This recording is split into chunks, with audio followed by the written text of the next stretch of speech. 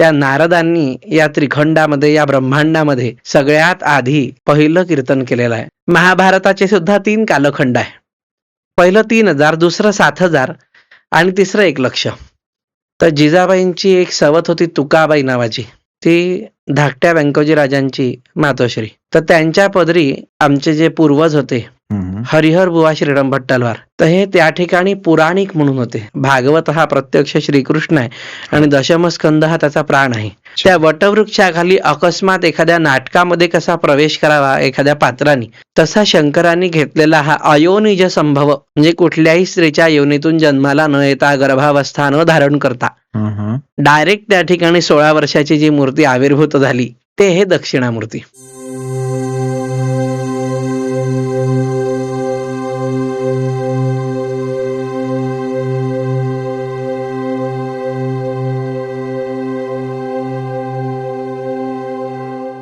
तर सगळ्यात पहिले तर इतक्या व्यस्त स्केड्यूल मध्ये वेळ काढून आल्याबद्दल खूप खूप खूप धन्यवाद. असं वगैरे काही नाहीये. तर पहिला प्रश्न, कीर्तन म्हणजे नक्की काय? कीर्तन ही एक भक्ती आहे. ज्या नवविधा भक्तींमध्ये श्रवणम, कीर्तनम, विष्णोः स्मरणम, पादसेवनम, अर्चनम, वंदनम, दास्यम, सख्यम, आत्मनिवेदनम, अशा या 9 प्रकारच्या ज्या भक्ती सांगितल्या, त्यातली दुसरी जी भक्ती आहे ती ही कीर्तन भक्ती आहे. आणि तिचा उद्देश हा की तत्कालीन समाजाला किंवा आजपर्यंतच्या असलेल्या समाजाला सुद्धा एका सुंदर तात्विक दर्शनाच्या द्वारे सैद्धांतिकपणे एक सांगितलेला स्पष्ट पुरावा म्हणजे कीर्तन भक्ती. आणि तिचं आधुनिकीकरण जर करायचं झालं तर समाज प्रबोधन म्हणजे कीर्तन भक्ती त्यावेळची होती. अच्छा. तर त्याचे 2 भाग आहेत कीर्तनाचे. पहिला भाग हा ब्रह्मनिरूपणाचा आणि दुसरा भाग जो आहे तो म्हणजे आख्यानाचा. बरं. तर निरूपणामध्ये एखादा थेरम जर आपण जॉमेट्रीचा घेतला तर तो थेरम घेतल्यानंतर त्याच्यावरती आपण एखादा एक्झाम्पल सॉल्व्ह करून तो प्रूव्ह करून देतो.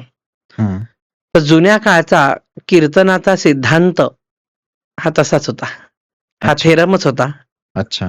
आणि त्याद्वारे ती भक्ती लोकांपर्यंत पोहोचवण्याचं कार्य हे कीर्तन होतं. आणि ते अजूनही आहे, पण आता वेगवेगळे सोशल मीडिया वगैरे सगळे आलेले आहेत. त्यामुळे समाज प्रबोधनाचे माध्यम भरपूर वाढल्यामुळे कीर्तनाकडे लोकांचं दुर्लक्ष होत आहे. पण निरुक्तकारांच्या नुसार त्याच्यामध्ये तन म्हणजे शरीर आणि एकाक्षरी शब्दकोशानुसार क म्हणजे पाणी. अच्छा. आणि त्याला दीर्घत्व देऊन कीच्या समोर विसर्ग आणला आणि तन म्हणजे पाण्यात राहणाऱ्या परमेश्वराच्या चरणी आपलं संपूर्ण शरीर समर्पित करणे म्हणजे खरं कीर्तन. आणि आद्य कीर्तनकार जे होते देवर्षी नारद मुनी, त्या नारदांनी या त्रिखंडामध्ये, या ब्रह्मांडामध्ये सगळ्यात आधी पहिलं कीर्तन केलेलं आहे. म्हणून आद्य कीर्तनकार म्हणून देवर्षी नारद प्रसिद्ध आहेत. ओह, नाईस. तर तुम्ही यात 2 प्रकार सांगितले. काय म्हणजे काय डिफरन्स काय आहे त्याच्यात? निरूपणामध्ये तत्व सांगायचे आणि आख्यानामध्ये त्याच्याशी निगडित असलेला सिद्धांत सांगायचा. आता उदाहरणच सांगायचं झालं तर सत्य ब्रह्म जगन मिथ्या. जग हे फार अगदी सत्य आहे असं आपल्याला वाटतं, हो, पण ते वास्तविक खोटं आहे. बरं. कारण शरीर या जगामध्ये जन्माला आलं आणि त्या शरीराला सुद्धा मरण आहे. बरोबर. पण ज्ञानाला मरण नाही. म्हणून ज्ञान म्हणजेच ब्रह्म, ब्रह्म म्हणजे वेदराशी, आणि त्या सत्य आहेत. आणि त्या सोडून इतर असलेलं सगळं जे तत्व आहे ते खोटं आहे. हे आख्यानामधून मला पुढे कथेच्या माध्यमातून सांगायचं आहे. तर सजीव आणि निर्जीवांचा संयोग असलेली एखादी कीर्तनी कथा निवडून, आता उदाहरणार्थ रावणाची जर कथा आता पुढे चैत्रापासून सगळं रामायण सगळेजण ऐकणार, तर सत्य ब्रह्म जगन मिथ्या हा सिद्धांत त्या ठिकाणी जर अगदी लौकिक दृष्ट्या इम्प्लिमेंट करायचा झाला तर कसा होणार? राम हा अगदी खरा होता, पण रावण विद्वान असून सुद्धा त्याला अगदी विनाशकाले विपरीत बुद्धी म्हणावं अशा प्रकारे तो त्यांनी स्वतः ओढवून घेतलेला काळ होता. बरोबर. आणि अशाश्वत असलेल्या देहावरती त्यांनी प्रेम केलं. भौतिक गरजा कुठपर्यंत? एका मर्यादेपर्यंत. मनुष्य म्हातारा झाला की त्याच्या भौतिक गरजा सगळ्या संपतात आणि तो परमार्थाच्या वाटेला लागतो, तोपर्यंत त्याला परमार्थ दिसत नाही. अगदी बरोबर. यावरती आधारित असलेली तारुण्याच्या खुमखुमीमध्ये रावण फार विद्वान होता. हो रावण दशग्रंथी होता. हो रावणाला चतुर्वेद संहिता सगळ्या मुखोद्गत होत्या बरोबर आणि तो शिवभक्त होता. बरोबर. म्हणजे सगळं चांगलं असताना सुद्धा एखादा वाईट गुण वासनेचा मनामध्ये शिरला, हम्म, ती वासना किती वेळपर्यंत टिकणार? अगदी थोडा वेळ. हम्म, पण त्यांनी स्वतःचं नुकसान काय झालं की शेवटी मरणगतीला जावं लागलं. हम्म. आणि जग म्हणजे रावणाने निर्माण केलेली ती मोहमाया ही सगळी मिथ्या म्हणजे खोटी ठरली. बरोबर आहे. हा कीर्तनाचा प्रकार आहे. हम्म, आणि निरूपण आणि आख्यान या पद्धती कराडकर पठडीमध्ये नंतर पलीकडे पुढे आल्या. कराडकर पठडी ही शंकराचार्यांची आहे. अच्छा. त्यांच्या पठडीमध्ये आलेल्या आहेत आणि बऱ्याच अशा पठडी आहेत. त्या पठड्यांनी आपापले कीर्तन तयार केले, कीर्तनाचे स्वरूप तयार केले. अच्छा. पण मुळात भगवंताचं नामस्मरण अखंड करणे हम्म, आणि त्यामध्ये तन म्हणजे तल्लीन होणे हम्म. याला खरं कीर्तन असं म्हटलेलं आहे. नाही. म्हणजे हे केवळ पैसा कमवण्याचं माध्यम नाही.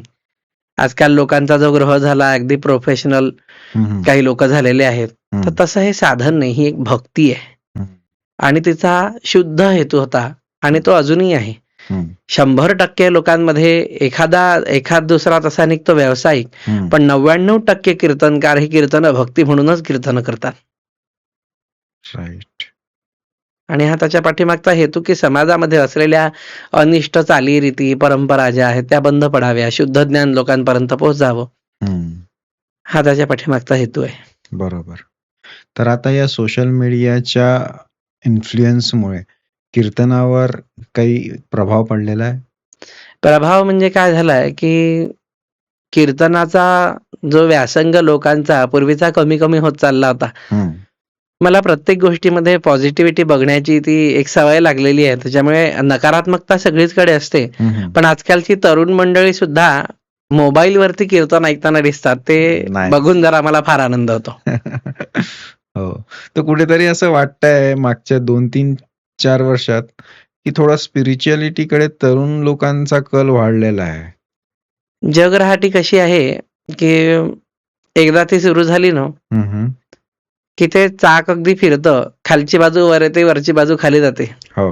मधल्या कालखंडामध्ये आपण पाहिलं होतं की जरा धार्मिक पिढी काटा लगा बंगले की पेशे बेरी खेळण्याची असं झालं सुरू की लगेच थिरकायला लागायची. हो, हो.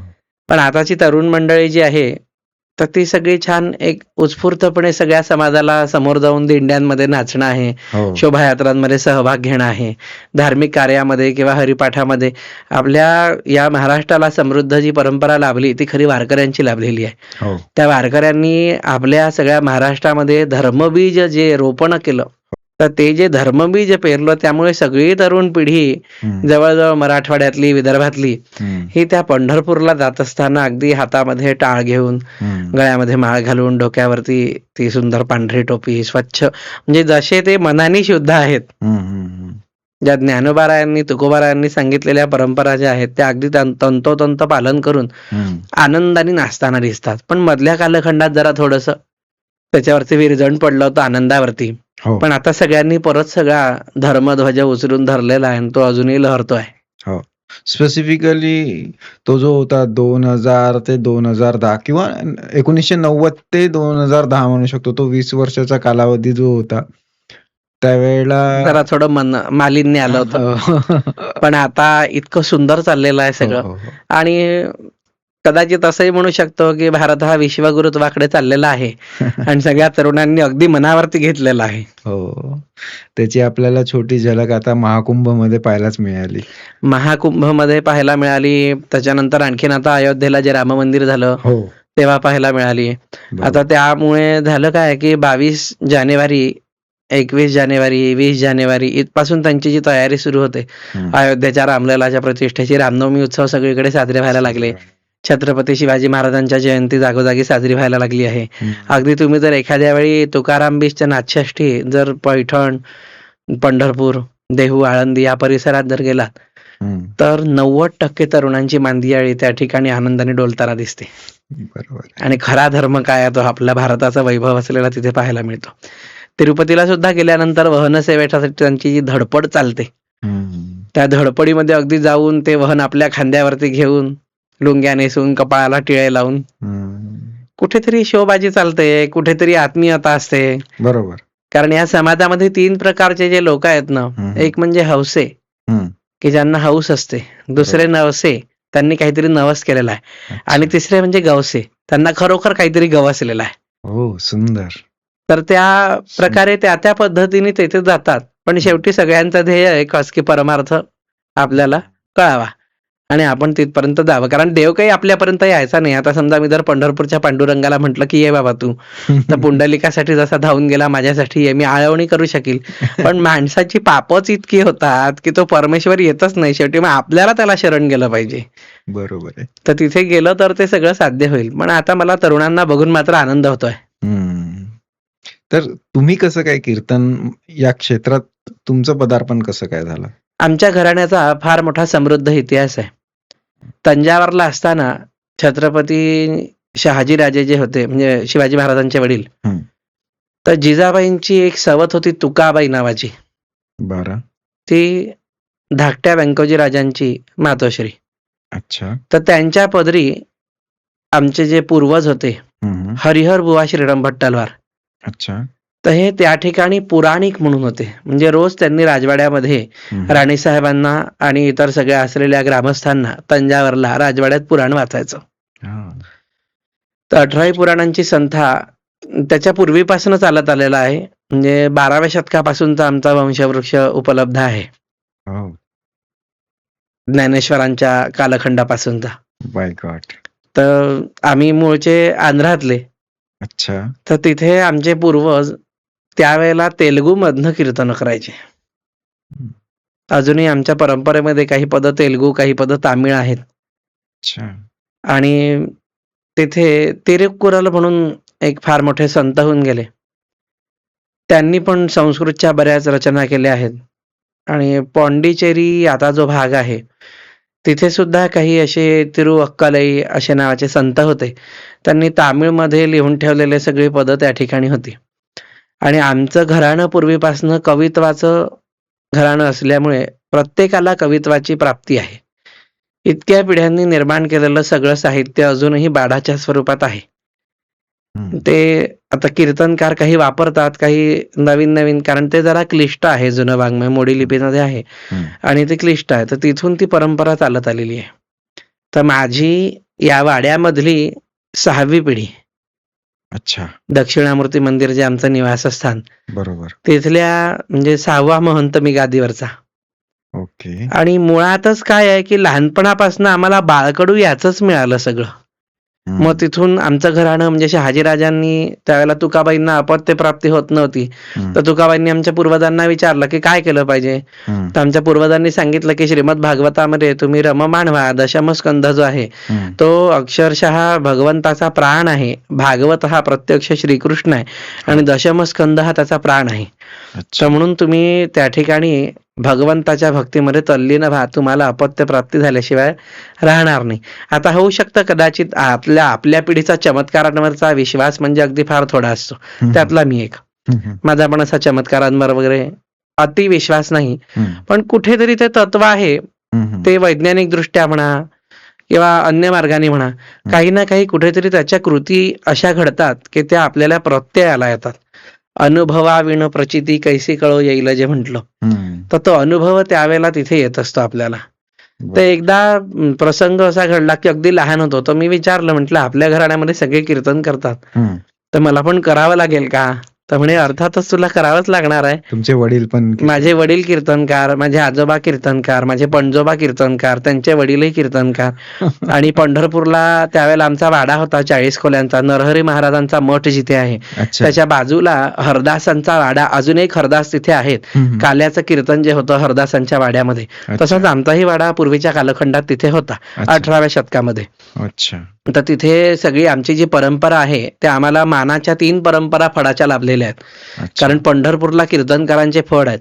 एक म्हणजे नाथ महाराजांचा फळ आहे पैठणचा, दुसरा देहूचा देहूकरांचा फळ आहे, तिसरा आळंदीचा आहे. तर तीनही परंपरा आम्हाला असल्यामुळे आमचा जो बुक्का होता तो अगदी उभा, म्हणजे बुक्क्यावरून परंपरा ओळखता येतात. अच्छा. एकनाथी परंपरा जी आहे, सगळे भानुदास एकनाथांची परंपरा, हम्म. तर तीनही परंपरांचं मिश्रण आमच्या ठिकाणी आहे. आणि आमचे जे पूर्वज होते म्हणजे बाळशास्त्री हरदास हे माझे चुलत पणजोबा, अच्छा. त्यांचे जे वडील होते व्यंकोबा महाराज हरदास, ते त्यावेळेला काश्मीरचे कन्याकुमारी हा हा. 16 भारतीय भाषांमधनं 40 साथीदार घेऊन जाऊन कीर्तन करायचे. हो. अस्खलित अगदी त्यांचं. शंकराचार्यांनी त्यांचा खास विद्वत गौरव केला होता की इतका बहुभाषी मनुष्य आणि चपलकपणे अगदी बोलणं सहज गतीने सगळ्या भाषांमधनं. अगदी पुरीच्या जगन्नाथाला सुद्धा त्यांनी ओडिया भाषेमध्ये त्यावेळेला त्या कालखंडामध्ये भागवत सांगितलेलं आहे ओडियामध्ये. तर असे सुद्धा काही बाळ उपलब्ध आहे. तर ते लहानपणापासून आमचं घराणं हे सगळं कीर्तनकारांचं असल्यामुळे जसं गायकाच्या मुलाला गायक हो म्हणावं लागत नाही, तशी आम्ही कीर्तनकारांची मुलं. नाही, पण बरेचदा असं होतं ना की गायकाचा मुलगा गायक होत नाही. हो, असं ते चेन ब्रेक होते कधी कधी. तर पण ती तुमच्या घराण्यात ती चेन ब्रेक झाली नाही. आता परमेश्वराला आपल्याकडून करून घ्यायचं असेल ही एक साधी कृतज्ञता, पण तसं झालं नाही. कीर्तन ही उपासना म्हणून ज्यांनी चालवली ना, त्याचा वंशानुवंश चाललेला आहे. अगदी तुम्ही नाथ महाराजांचं सुद्धा बघाल तर रावसाहेब महाराज जे आहेत गोसावी, तर ते 13वे वंशज आहेत नाथांचे. इकडे मोरे आहेत सगळे, ते पण मानकरी आहेत, ते थेट वंशज आहेत तुकोबांचे. ज्ञानोबांचा वंश फक्त ज्ञानाने पुढे गेला आणि तो पण नाथ महाराजांनीच आणला, कारण ज्ञानेश्वरीची शुद्ध व्रत त्यांनीच केली. अच्छा. पण सगळा जो परंपरेचा वारसा जो आला संतांकडनं, तो इतका अप्रतिम होता की त्याच्यामध्ये बालकडू, त्याचा ज्याला एकदा ज्ञानाचं बालकडू मिळालं सगळं, ज्ञानेश्वरीचं, तुकोबांच्या गाथेचं, मोरोपंतांच्या आर्या, पंडिती साहित्य, हे सगळं आम्ही कानावरती ऐकलं. त्याच्यामुळे मी आयुष्यात हातामध्ये अजूनपर्यंत बॅट घेतली नाही आणि बॉल घेतला नाही, कारण लहानपणापासून हातामध्ये टाळच आले. तर त्याचा वारसा आनंदाने पुढे चालवला. आणि त्याची एक गोडी अवीट आहे, ती आताच्या तरुणांना लागते आहे, त्यावरून तुम्हाला कल्पना येईल. आम्हाला लहानपणापासूनच ती लागली. म्हणजे जर झालं नाही घरामध्ये कीर्तन तर उपास असल्यासारखं, आजारी असल्यासारखं वाटतं.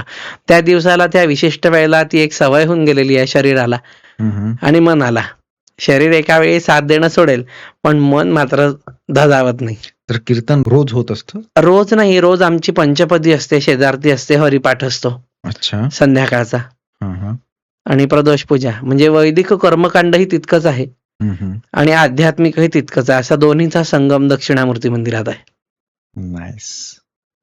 आणि तिथे देवपंगत असते. 18 पगड जातींना एका पंक्तीमध्ये बसवून सगळ्यांना दक्षिणा द्यायची. तिथे जातीभेद नाही, हे मात्र एक वैशिष्ट्य आहे. कारण पांडुरंग जो होता किंवा परमात्म्याने निर्माण केलेलेच हे सगळे अंश आहेत. त्याच्यामुळे तो कोणत्या स्वरूपात तिथे अवतीर्ण होईल हे सांगता येत नाही. त्याच्यामुळे आमच्या मंदिरामध्ये पूर्वीपासनं जातीभेदाला पूर्णविराम आहे. ती देवपंगतच आहे, त्या पंक्तीमध्ये सगळ्यांना बसण्याचा अधिकार आहे. तर ती कधी असते? ती उत्सवामध्ये असते, माघामधल्या. अच्छा. तर दक्षिणामूर्ती हे नाव जे आहे त्याच्या मागे काही कारण आहे? भगवान शंकरांनी ज्या वेळेला इथे अवतार घेण्याचं ठरवलं होतं, त्याची आख्यायिका स्कंद पुराणामध्ये आलेली आहे. दक्षिणा म्हणजे ज्ञान. अच्छा. आणि ज्ञान देणारं मूर्त स्वरूप ज्याने धारण केलं ते दक्षिणामूर्ती. अच्छा. तर ते दक्षिणा हे ज्ञान कसं ठरलं, तर दक्षिणामूर्तींचा उजवा हस्त जो आहे ना, उजव्या हाताला दक्षिण हस्त म्हणतात. अच्छा. आणि त्या दक्षिण हस्तामध्ये त्यांनी ज्ञानमुद्रा धारण केलेली आहे. मुद्राशास्त्रानुसार अंगुष्ठ आणि तर्जनी यांचा जो योग असतो, त्या योगाला ज्ञानमुद्रा म्हणतात. आणि ती ज्ञानमुद्रा त्यांनी धारण केली. दक्षिणे हस्तेन दीयते सा दक्षिणा. उजव्या हाताने जी दिली जाणार तिला दक्षिणा म्हणतात. यांनी उजव्या हातामध्ये ज्ञानमुद्रा धारण केली आणि ज्ञानमुद्रा धारण केल्यानंतर वडाच्या झाडाखाली बसलेली ही शांतमूर्ती मौनानी सगळ्या शिष्यांच्या मनामधले संशय दूर करणारी ठरली. गुरोस्तु मौनम व्याख्यानम शिष्यास्तु छिन्न संशयः. शिष्य समोर गेल्याबरोबर त्यांनी फक्त एकदा दक्षिणामूर्तींचं स्वरूप न्याहाळावं आणि त्याच्या मनातल्या शंकांचं निरसन व्हावं. कशामुळे? तर या ज्ञानमुद्रेमुळे. अज्ञानी ज्ञानवान भवेत असं ते दक्षिणामूर्तींच्या एका स्तोत्रामध्ये आचार्यांनी म्हटलेलं आहे. तर त्याच्यामुळे ती ज्ञानमुद्रा हातामध्ये असलेला शंकराचा हा विधृत, वास्तविक शंकराचे सगळे विग्रह कसे वैरागी आहेत. चिताभस्म आहे, नरमुंडक्यांच्या रुद्राक्षांच्या माळा आहेत. पण दक्षिणामूर्ती मात्र तसे नाहीत. हा दक्षिणामूर्तींचा अवतार अपस्मार नामक दैत्याला मारण्यासाठी म्हणून त्या ठिकाणी झालाय.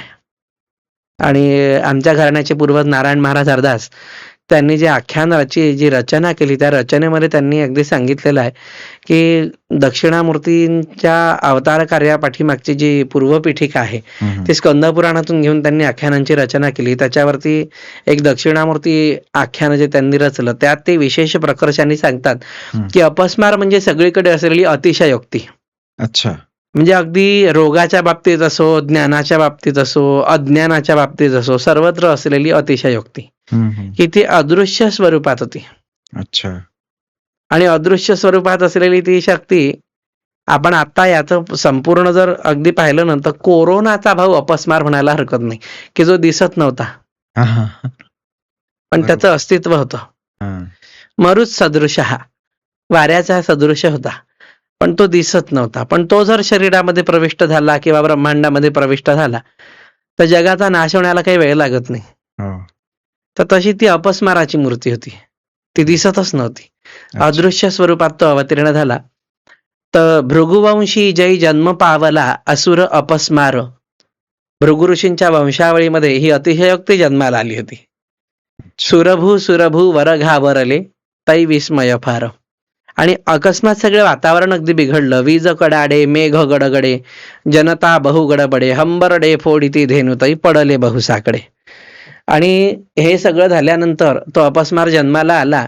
मग त्यांनी काय काय करायचं, तर अगदी तुम्ही बघाल की कोरोनामध्ये जो कोविड होता, त्या कोविडचा व्हायरस शरीरामध्ये ज्यावेळेला एंटर झाल्यानंतर त्यांनी जे काही त्याचे स्वरूपाचं सगळा चमत्कार दाखवायला सुरुवात केली, कफ, कोल्ड, फिवर, म्हणजे मल्टिपल ऑर्गन फेल्युअर जे सगळं होतं, तर ते त्यावेळी अपस्माराचं कार्य होतं.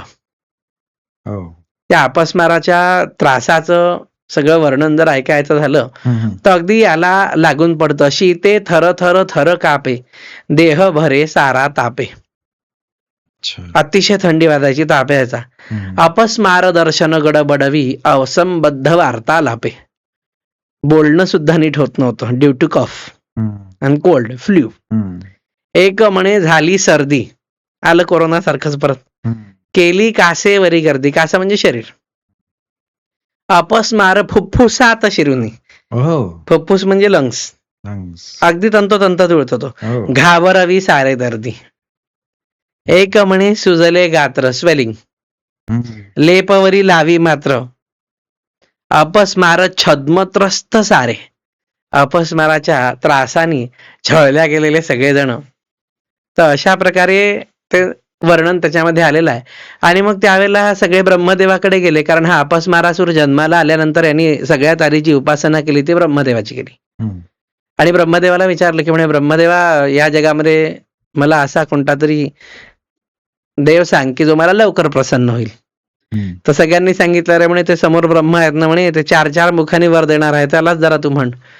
तर ब्रह्मदेवाच्या मुखातून त्याला अगदी अमरत्वाचा जसा हिरण्यकश्यपूनी वर मागितला तसा या अपस्माराने मागितला. आणि ब्रह्मदेवाने त्याला नेमकं तिथे तथास्तु म्हटलेलं.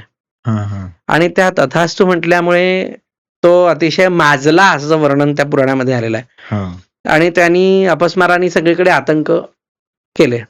मग सगळे त्रस्त झाले. तदा झाले सारे त्रसित जनते देव सगळे, विधी पाशी गेले. विधी म्हणजे ब्रह्मदेव. रडती बहु ये दाटून गळे, रडायला लागले. तदा तो वैकुंठी निरखुनी तदा माप वदला. मग तिथून ब्रह्मदेव म्हणे की माझ्या मुखातून एकदा निघालेलं आहे ते काही पुन्हा परतून यायचं नाही. ब्रह्म वाक्य जनार्दन, मी जे एकदा बोललो ते फायनलच अगदी. त्याच्यावरती तुम्हाला स्टॅम्पिंग करायची गरजच नाही. It's a registered document. तर मग ते काही आता मग काय करायचं, तर म्हणे चला महाविष्णूंकडे. महाविष्णू म्हणे माझ्या मुलांनी केलं, मी जर हे निस्तरलं प्रकरण तर सगळे म्हणतील की पहा पोराची पाठराखण केली. पण तो अपस्मारासूर असा आहे की त्याच्यासाठी खास शंकरांची नियुक्ती झालेली आहे. त्याच्यामुळे आपण कैलासावरती जाऊ. तर देव, मुनी, गंधर्व, यक्ष, किन्नर, अप्सरा सगळे कैलासावरती गेले. आणि कैलासावरती गेल्यानंतर भगवान शंकरांची प्रार्थना केली. आणि केल्याबरोबर त्या ठिकाणी भगवान शंकरांनी डोळे उघडले आणि उत्तर दिशेकडे फक्त पाहिलं. तिथे न्यग्रोध वृक्ष होता, वडाचा वृक्ष. अच्छा. त्या वटवृक्षाखाली अकस्मात एखाद्या नाटकामध्ये कसा प्रवेश करावा एखाद्या पात्राने, तसा शंकरांनी घेतलेला हा अयोनिज संभव, म्हणजे कुठल्याही स्त्रीच्या योनीतून जन्माला न येता, गर्भावस्था न धारण करता, डायरेक्ट त्या ठिकाणी 16 वर्षाची जी मूर्ती आविर्भूत झाली ते हे दक्षिणामूर्ती आणि भगवान शंकरच. आणि तिथे काय केलं त्यांनी की बाळ जन्माला आल्यानंतर श्वास आणि उच्छ्वास या क्रिया सुरू होतात. तर त्यांनी जो पहिला श्वास घेतला आणि जो उच्छ्वास सोडला त्यातच अपस्मारासुर भस्म झाला. काटे आले एकदम. हे म्हणजे तो किस्सा ऐकल्यावर. आणि तो भस्म झाल्यानंतर मग सगळ्या देव, मुनी, गंधर्व, यक्ष, किन्नर, अप्सरा त्यांनी त्या दक्षिणामूर्तींना प्रदक्षिणा केल्या. आणि मग त्यानंतर सनक, सनंदन, सनातन आणि सनत कुमार हे 4 जे ब्रह्मर्षी होते ते अगदी तिथे समोर बसले आणि त्यांनी हात जोडले आहे की शंकरा, या जगामध्ये जे काही अज्ञान असेल ते आता दूर करण्याचं कार्य तुमचं आहे. तर म्हणून वेदांच्या असलेल्या ज्या संहिता ब्रह्मदेव विस्मरणामध्ये गेले असताना, कारण ब्रह्मदेवावरती सुद्धा अपस्मारांनी प्रभाव पाडला, तर त्या वेदनारायणाची उपासना म्हणून दक्षिणामूर्तींनी ऋषींचं कार्य सुरू केलं, ज्ञानदानाचं, की एखाद्या ऋषींनी आश्रमामध्ये बसून आपल्या शिष्यांना शिकवावं. तसं तिथे झाडाच्या खाली बसले आणि समोर असलेल्या सनक, सनंदन, सनातन आणि सनत कुमार या 4 ब्रह्मर्षींना संपूर्ण असलेलं ब्रह्मांडाचं ज्ञान, खगोल, भूगोल, इतिहास सगळे त्यावेळेला त्यांच्या समोर प्रदर्शित केले आणि तिथून खरी ज्ञानाची परंपरा प्रवाहित झाली. नारद सुद्धा त्या ठिकाणी होते. अच्छा. ज्या वेळेला हा अवतार झाला देवर्षी नारद सुद्धा तिथे होते. देवर्षी नारदांचं सुद्धा जे ज्ञानहरण अपस्मारांनी केलेलं त्या पूर्वस्मृती पुन्हा दक्षिणामूर्तींच्या सगळ्या असलेल्या योगाने. पण याचा मात्र आता फार अति अंधश्रद्धा होऊ शकत नाही, पण किस्सा असा झाला की आचार्यांचा आणि आमचा जरा पूर्वीपासून निकटवर्तीय संबंध आहे. तर जयेंद्र सरस्वती महास्वामींना विचारलं होतं, माझा सारखा कान फुटायचा. म्हटलं असं काय होतं? तर तुम्ही म्हणे दक्षिणामूर्तींचा ध्यानमंत्र नित्य पठणामध्ये ठेवा. तर मग त्याच्या पाठीमागे मी स्वामीजींना विचारलं, इथे भगवत पाठसभेत आली असतानाची फार पूर्वीची गोष्ट आहे. तर तेव्हा स्वामीजींनी सांगितलं की म्हणे दक्षिणामूर्तींचा मंत्र हा वैज्ञानिक दृष्ट्या अगदी तरणोपायाचा मंत्र आहे. तर तुम्ही त्याचं करा म्हणे अनुष्ठान. म्हणजे त्याच्या पाठीमागे अनुष्ठान करायचं म्हणजे जरा थोडंसं वय लहान होतं आणि इतक्या लहान वयामध्ये जप करत बसणं तर मग बाहेर कोण फिरेल असाही प्रश्न होता. तर करायचं की नाही करायचं की नाही 8-10 दिवस विचार केला आणि एक दिवस सुरू केलं अनुष्ठान निष्ठेने. अगदी स्वामीजींवरती विश्वास आहेच आणि निष्ठा पण. तर ते अनुष्ठान सुरू केल्यानंतर त्याचा फायदा असा झाला की तेव्हापासून जो अति कफाचा त्रास होता तर तो गेला. मग पुढे मागे एकदा नाशिकच्या सप्तशृंगीला तिथे आचार्य दर्शनाला आले होते. अच्छा. तर विजयेंद्र सरस्वती महास्वामींना तिथे विचारलं की म्हटलं स्वामीजी, मोठ्या महाराजांनी मोठ्या स्वामींनी असं सांगितलेलं होतं, त्याच्या पाठीमागचं तत्व काय? म्हणे तो वैज्ञानिक दृष्ट्या सिद्ध असलेला मंत्र आहे म्हणे. तुमच्या शरीरामध्ये जे प्राण, अपान, व्यान, उदान, समान हे सगळे जे पंचप्राण आहे, पंचवायू जे आहेत म्हणे, त्या वायूंमध्ये अशा प्रकारच्या लहरी निर्माण होतात की कफ, वात आणि पित्त या तिघांवरती एकाच वेळी विजय कसा मिळवायचा याचं प्रभावी माध्यम दक्षिणामूर्तींचा मंत्र म्हणे. आणि त्याचा फायदा कोविड मध्ये झाला की अक्षरशः तुम्हाला सांगतो, आता देवस्थानमध्ये राहणं म्हणजे समाजकार्य आलं.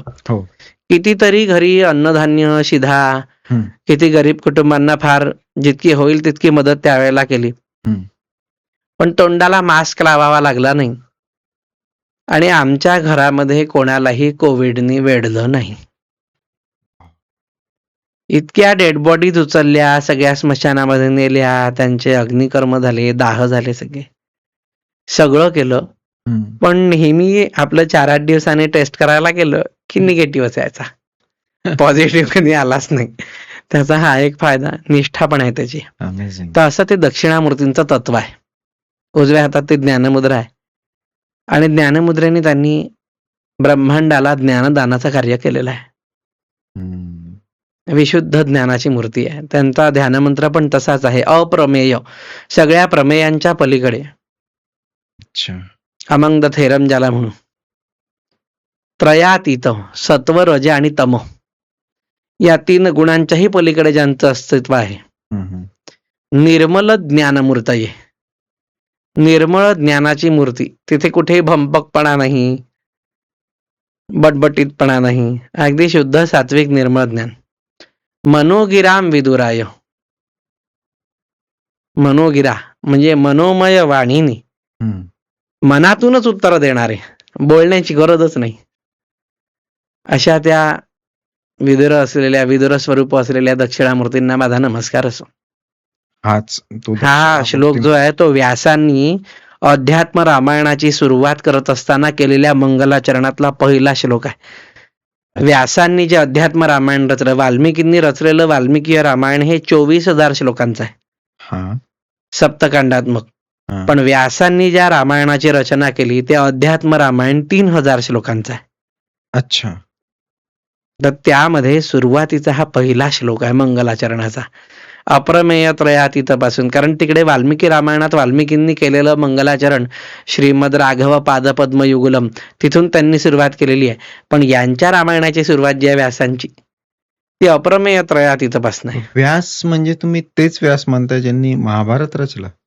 व्यासांच्या तशा अभ्यासशास्त्रानुसार 3 विभाग त्यांचे पडले. वेदांचे विभाजन करणारे जे होते ते वेदव्यास.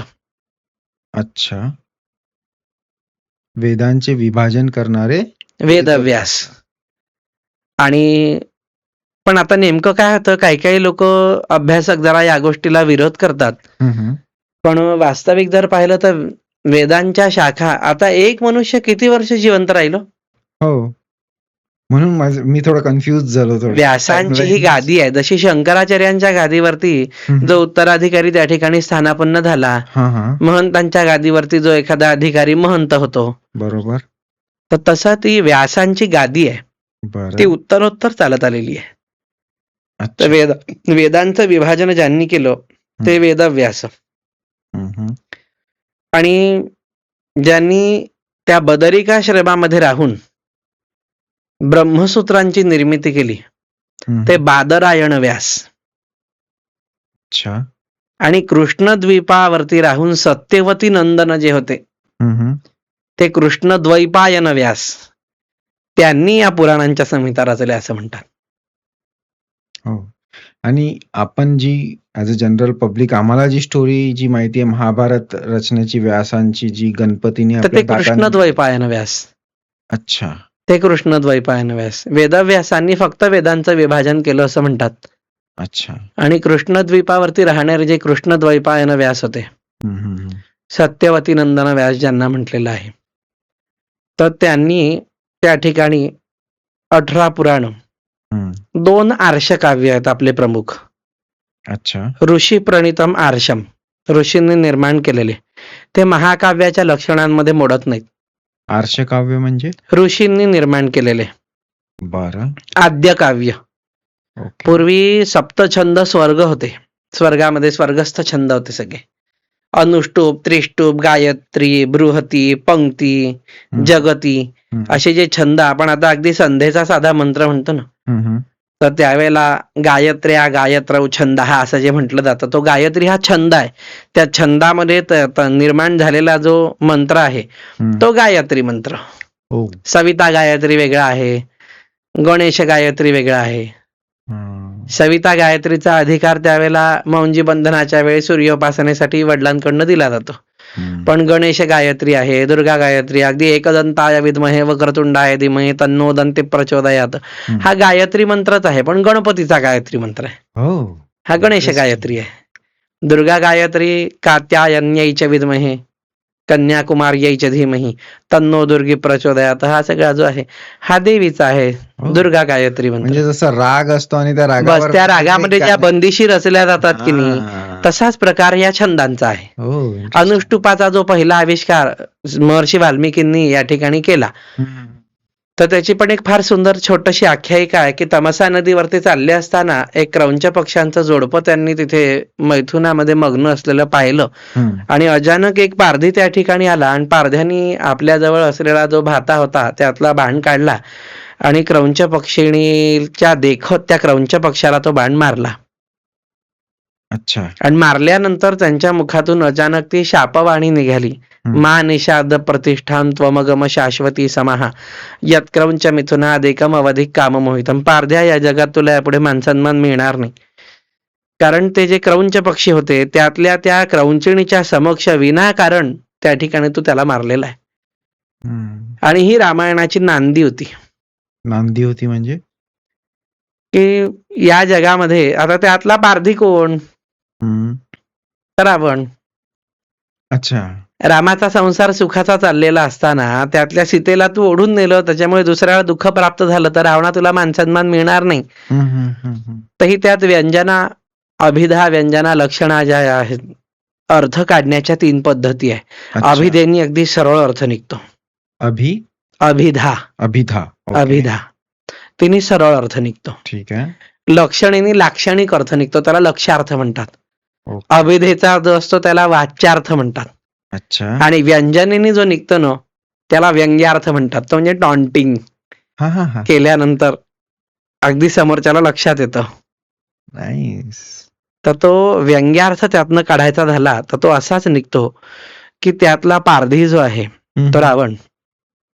आणि तमसा नदीवरती गेल्यानंतर नेमकं क्रौंच पक्षाचं ते जोडपं दिसावं आणि तो योगायोग असा घडला की ती शापवाणी जी मुखातून निघाली ना ती अनुष्टुप छंदाने युक्त होती. आणि हा स्वर्गस्थ छंद होता, स्वर्गामध्ये होता हा छंद. अच्छा. इथे भूतलावरती या छंदाचा पहिला आविष्कार वाल्मिकींच्या मुखातून निघाला. म्हणून ब्रह्मदेव लगेच आले आणि त्यांना सांगितलं की हे ऋषे रचय रामायणम. आणि त्यांना वरदान देऊन टाकलं की यावत स्थास्यन्ति गिरया सरितश्च महितले तावद रामायण कथा लोकेषु प्रचरिष्यति. जोपर्यंत पर्वत नद्या स्थिर आहेत हे वाल्मिकी महामुने, तुझं रामायण सुद्धा या त्रिखंडामध्ये तोपर्यंत प्रवाहित होत राहील. तसं वरदान दिलं. मग त्याच्यावरती त्यांनी 24,000 श्लोकांची ती रचना केली. आणि ते आर्ष काव्य, ऋषी प्रणित आर्ष. आणि दुसरं जे व्यासांनी रचलं ते महाभारत. महाभारताचे सुद्धा 3 कालखंड आहे. पहिलं 3000, दुसरं 7000 आणि तिसरं 1,00,000. 3000 श्लोकांचा जो ग्रंथ व्यासांनी, कृष्णद्वैपायन व्यासांनी तयार केला तर त्याच्यामध्ये त्याचं नाव होतं जय, त्या ग्रंथाचं. अच्छा. तो जय नावाचा ग्रंथ होता. आणि त्या जय नावाच्या ग्रंथामध्ये व्यासांनी अगदी समर्पक पद्धतीने संपूर्ण पांडव प्रतापाचं वर्णन केलेलं आहे. आणि कृष्णनीती वगैरे काय ती सगळी त्यांनी केलेली आहे. तर म्हणून मंगलाचरण करत असताना व्यासांनी अगदी घातलेलं आहे त्या ठिकाणी नारायणम नमस्कृत्य नरम चैव नरोत्तमम. त्या नारायणाला माझा नमस्कार असो, त्या मनुष्याला माझा नमस्कार असो, नराला सुद्धा नमस्कार केलेला आहे. म्हणजे केवढी ती प्रतिभा असेल की समोर असलेला सामान्य मनुष्य त्याला नमस्कार करण्याची बुद्धी नाही. तर आजकाल गादीवर मी जर माझ्यासारखा बसला तर मला समोरच्याला जर म्हटलं की तू नमस्कार कर तर माझ्या मनामध्ये किंतु परंतु निर्माण होतात. कारण कुठेतरी अहंकाराचा भाग असतो.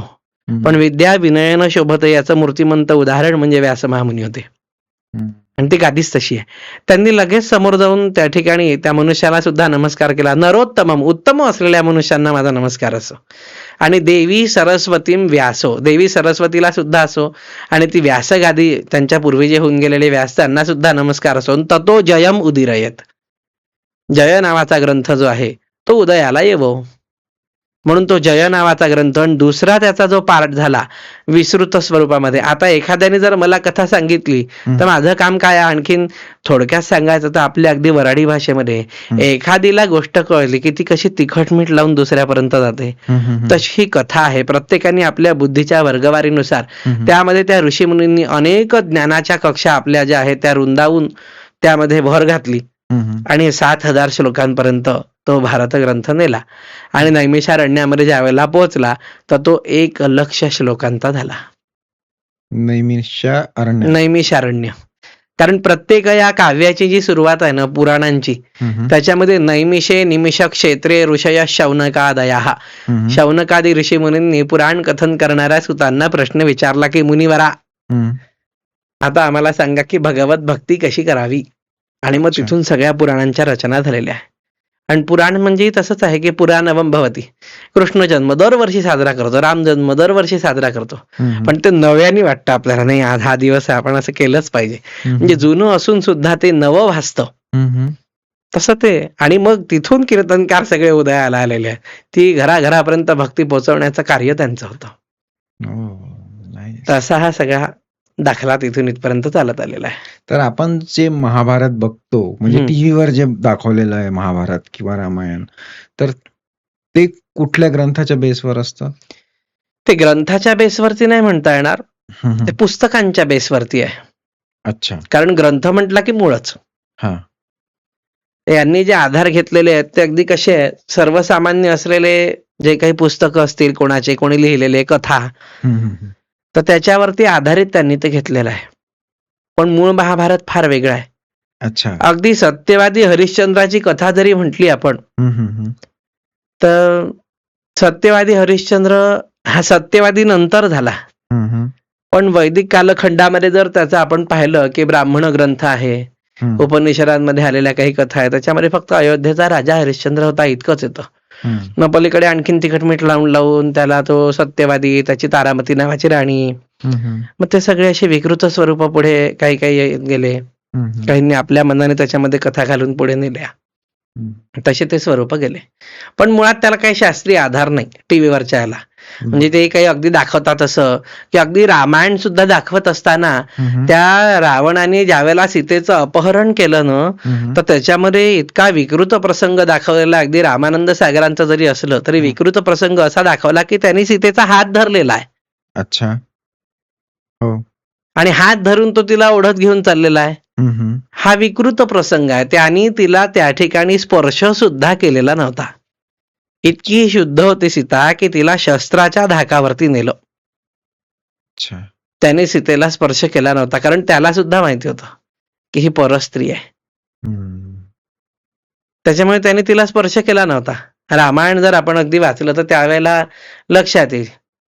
आणि मग तिने त्याच्या जोरावरती ते हातपाय झटकणं जे होतं त्यात तिचे ते दागिने गळून पडलेले आहेत खाली त्या पुष्पक विमानातनं. म्हणजे जटायूने पाहिलं, अगदी जटायूचा आणि रावणाचा जो संवाद आहे त्याच्यामध्ये आता त्याच्या जर मनात असतं रावणाच्या, तर त्याने तिथेच तिच्या गळ्यामध्ये मंगळसूत्र घातलं असतं, वनमाळ घातली असती. पण रावण सद्विचारी पण होता. त्यांनी केवळ त्या ठिकाणी लोकांनी सांगितल्यामुळे, कान फुकले गेल्यामुळे तो बुद्धीला त्या ठिकाणी विसरला आणि स्वत्वाला विसरून अशा अनर्थाला समोर ओढवल्या गेला. पण रावण सद्विचारी पण होता, तर त्यामुळे त्याने तिला स्पर्श केलेला नाहीये. त्यांनी सरळ महालामध्ये घातली असती. आता इतके यवनांनी आपल्यावरती जुलूम केले, का असं विचारून नेलं का शस्त्राच्या धाकावरती माझी राणी होते का, माझी राणी होते का म्हणून. पण याच्यावर एक आर्ग्युमेंट मी जनरली ऐकलेला आहे की रावणाला एक श्राप होता की तो परस्त्रीला स्पर्श करू शकत नाही, हो होता, त्याचे तुकडे होतील. पण हे आपण पाहिलं की नाही रामानंदांच्या रामायणामध्ये, ओढून नेताना विमानामध्ये. पण तो सद्विचारी होता, त्याला शाप होता हे सांगतात बरं, पण तसा काही म्हणजे उल्लेख नाही. अच्छा.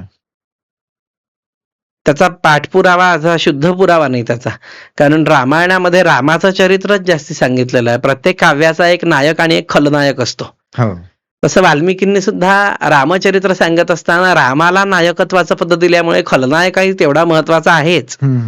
तो जर नसता तर रामाचं पात्र त्यांना रंगवता नसतं आलं त्यांच्या काव्यामध्ये. पण तितकंसं महत्व रावणाला दिलेलं नाही. बरोबर.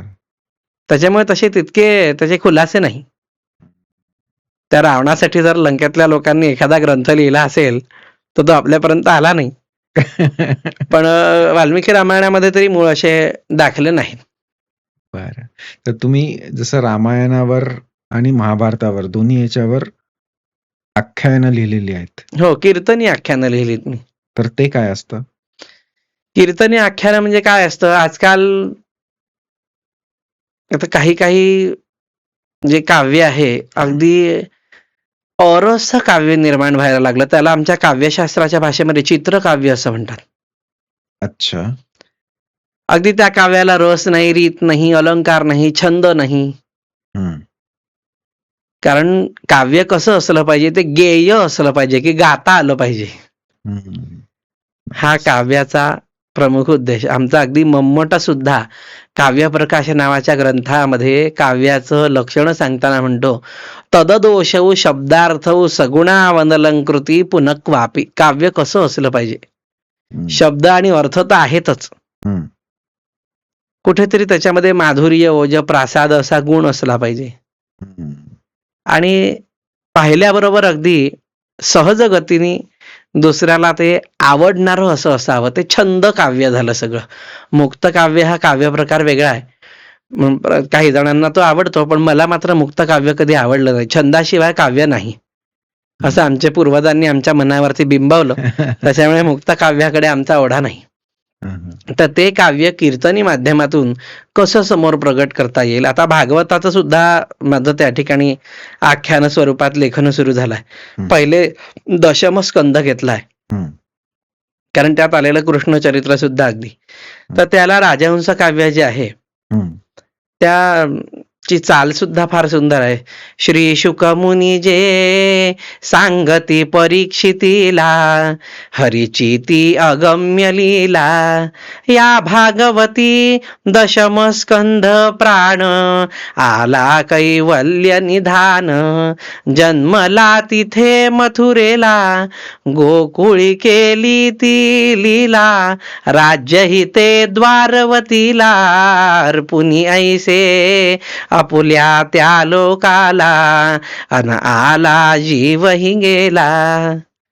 अगदी सहज गतीने हे सुचलेलं काव्य. ही हरदासी परंपरा आहे सगळी. याला पठडीदार काव्य म्हणतात कीर्तनाचं. अच्छा. की समोरच्याच्या मनावरती त्याचा रस निर्माण होऊन रसपरिपोष झाला पाहिजे. रसपरिपोष जर त्या काव्यात नसेल तर त्या काव्याला जिवंतपणा नाही. बरोबर आहे. या राजहंस काव्याच्या चाली आहेत. तर त्यावेळेला अगदी प्रसंग असा आहे की महामुनी शुकाचार्य तिथे गंगेच्या काठावरती राजा परीक्षितीला भागवत सांगतायत. म्हणून वर्णन करत असताना सुद्धा श्री शुकमुनी जे सांगती परीक्षितीला, राजा परीक्षिती ऐक मी भागवत तुला सांगतोय.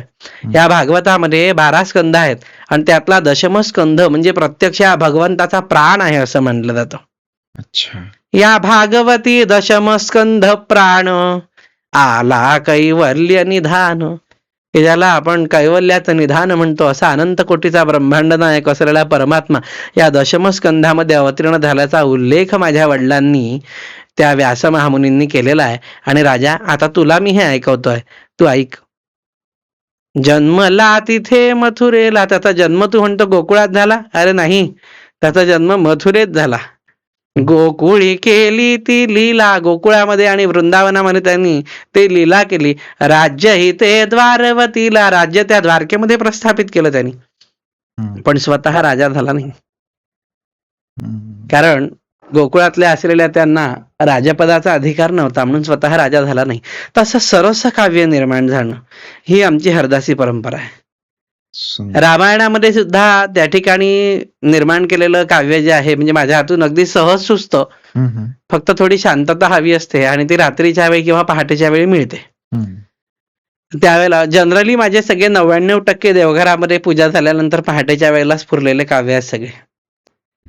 तर ज्यावेळेला तो मारुती सीतेच्या समोर त्या अशोक वाटिकेमध्ये गेला आणि सीतेच्या समोर गेल्यानंतर सीतामाई त्या ठिकाणी बसली होती आणि सीतामाई त्याला विचारते की मी तुला ओळखलं नाही, तू कोण आहे? अंजनी तनयासी जनक नंदिनी बोले, तू सांग ही कोठून काय असे आणिले. त्या रामाने का दिधली तुझला मुद्रा, मज आणून ऐसे दाखविसी सौभद्रा. तर असं ते अगदी सहज सुचलेलं काव्य आहे. अंजनी तनयासी म्हणजे अंजनीच्या नंदनाला जनकाची नंदिनी बोलते आहे की तू सांग कुठून हे काय आणलेलं आहे, मला ही अंगठी का दाखवतोयस? दाखवी मला सौभद्रा, हे दाखव मला त्या ठिकाणी. भद्र म्हणजे कल्याण करणारा. तो म्हणतोय ना की मी काही असुर नाही, मी लंकेतला नाही, मी तुझं कल्याण करण्यासाठी इथे आलेलो आहे. म्हणून उत्तम प्रकारे कल्याण करणारा असा तो पवनदेव आणि त्याचा हा मुलगा म्हणून सौभद्र. सुभद्रेच्या मुलाला आपण सौभद्र म्हटलं, पण भद्र म्हणजे कल्याण करणारा. आपण अगदी एखाद्याला म्हणतो ना दळभद्री आहे, अभद्र आहे. जो अभद्र नाही तो सुभद्र. आणि त्याचा मुलगा म्हणून या अर्थाने तिथे विशेषण म्हणजे प्रत्येक शब्दाचा त्या ठिकाणी असलेला अर्थ सुंदर निघाला पाहिजे. तर असं ते काव्य निर्माण झालेलं. महाभारतामध्ये सुद्धा आमच्या बाळशास्त्रींनी एक गीत भारत नावाचं स्फुट काव्यांचं त्यांचं पुस्तक आहे. त्याच्यामध्ये अगदी त्यांना पण असा छंद होता की टेकडीच्या गणपतीपर्यंत रोज फिरायला जायचे आणि हातामध्ये कागद पेन घेऊन निघायचे म्हणतात. आणि त्यांची फिरण्याची वेळ ही रात्रीची. अगदी नीरव शांतता झाली, जेवण झालं की शतपावली करताना टेकडीच्या गणपतीकडून पोद्दारेश्वर राम मंदिराकडून यायचे. तर जाताना हातामध्ये कागद पेन असायचा. शांततेमध्ये जिथे कुठे स्फुरलं तिथे हातावरती त्या कागदावर लिहित लिहित जायचे. आणि ते चिटोरे त्यांचे आमच्या पणजीनी विणातांनी गोळा केले आणि त्याचं पुस्तक निघालं. आणि ते ताजं कीर्तन दुसऱ्या दिवशी करायचे ताज्या काव्याचं. काय आज केलेलं काव्य अगदी आणि ते कोणालाही न कळू देता इट्स अ व्हेरी सस्पेन्स. आणि दुसऱ्या दिवशी इन फ्रंट ऑफ पीपल ते प्रेझेंट करायचे. तर ते पाठही व्हायचं चालता चालता ते आळवून सारखं. कारण आमच्याकडे काय असं पेटीखाली कागद ठेवून वगैरे किंवा समोर अशा हे ठेवून ग्रंथ ठेवून कीर्तन करण्याची परंपरा नाही. ते पाठच असलं पाहिजे अगदी. तेव्हाच तुम्हाला जर आलं तरच तुम्ही लोकांना सांगू शकाल ना. मग ते काय वाचून सांगणं त्याला काही अर्थ नसतो.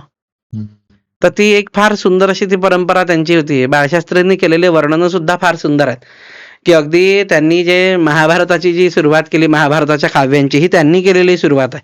त्याला पुढे आम्ही संपुट जोडतोय आता सगळे. म्हणजे पुढचं काव्य आम्ही करतोय.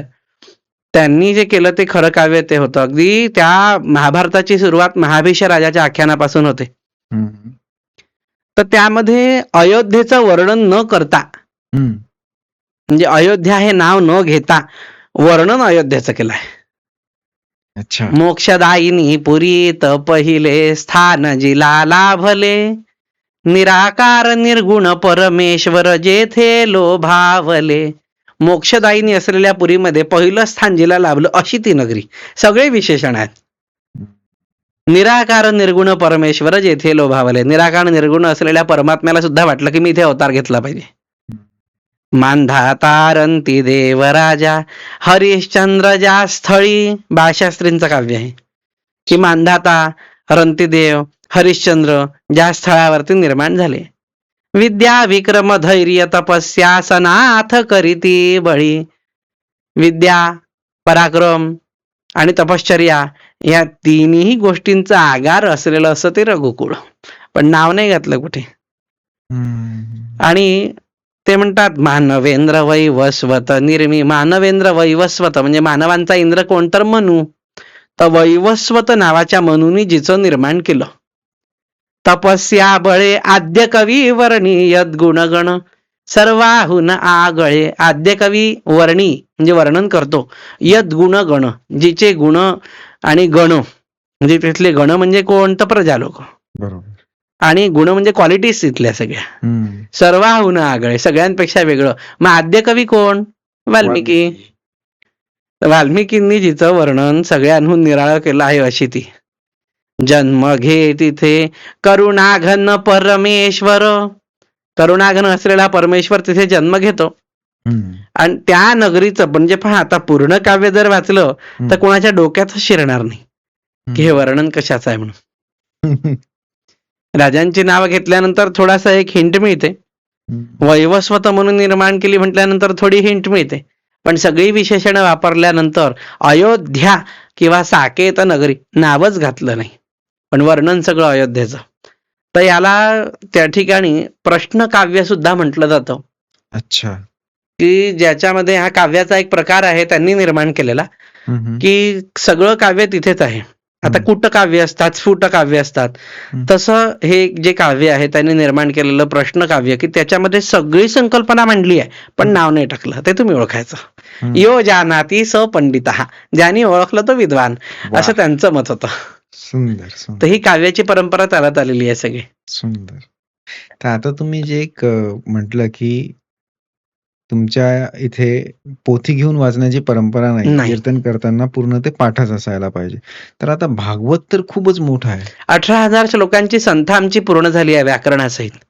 तर ते तितकं की अगदी जन्माद्यस्य यतोन्वयादि तरतश्चार्थेष्वभिज्ञ स्वराट पासून जे सुरू होतं तर भवे भवे यथाशक्ती पादयो तव जायते पर्यंत सगळं भागवत उगाळून पिल्यासारखं झालेलं आहे आता 35 वर्षात.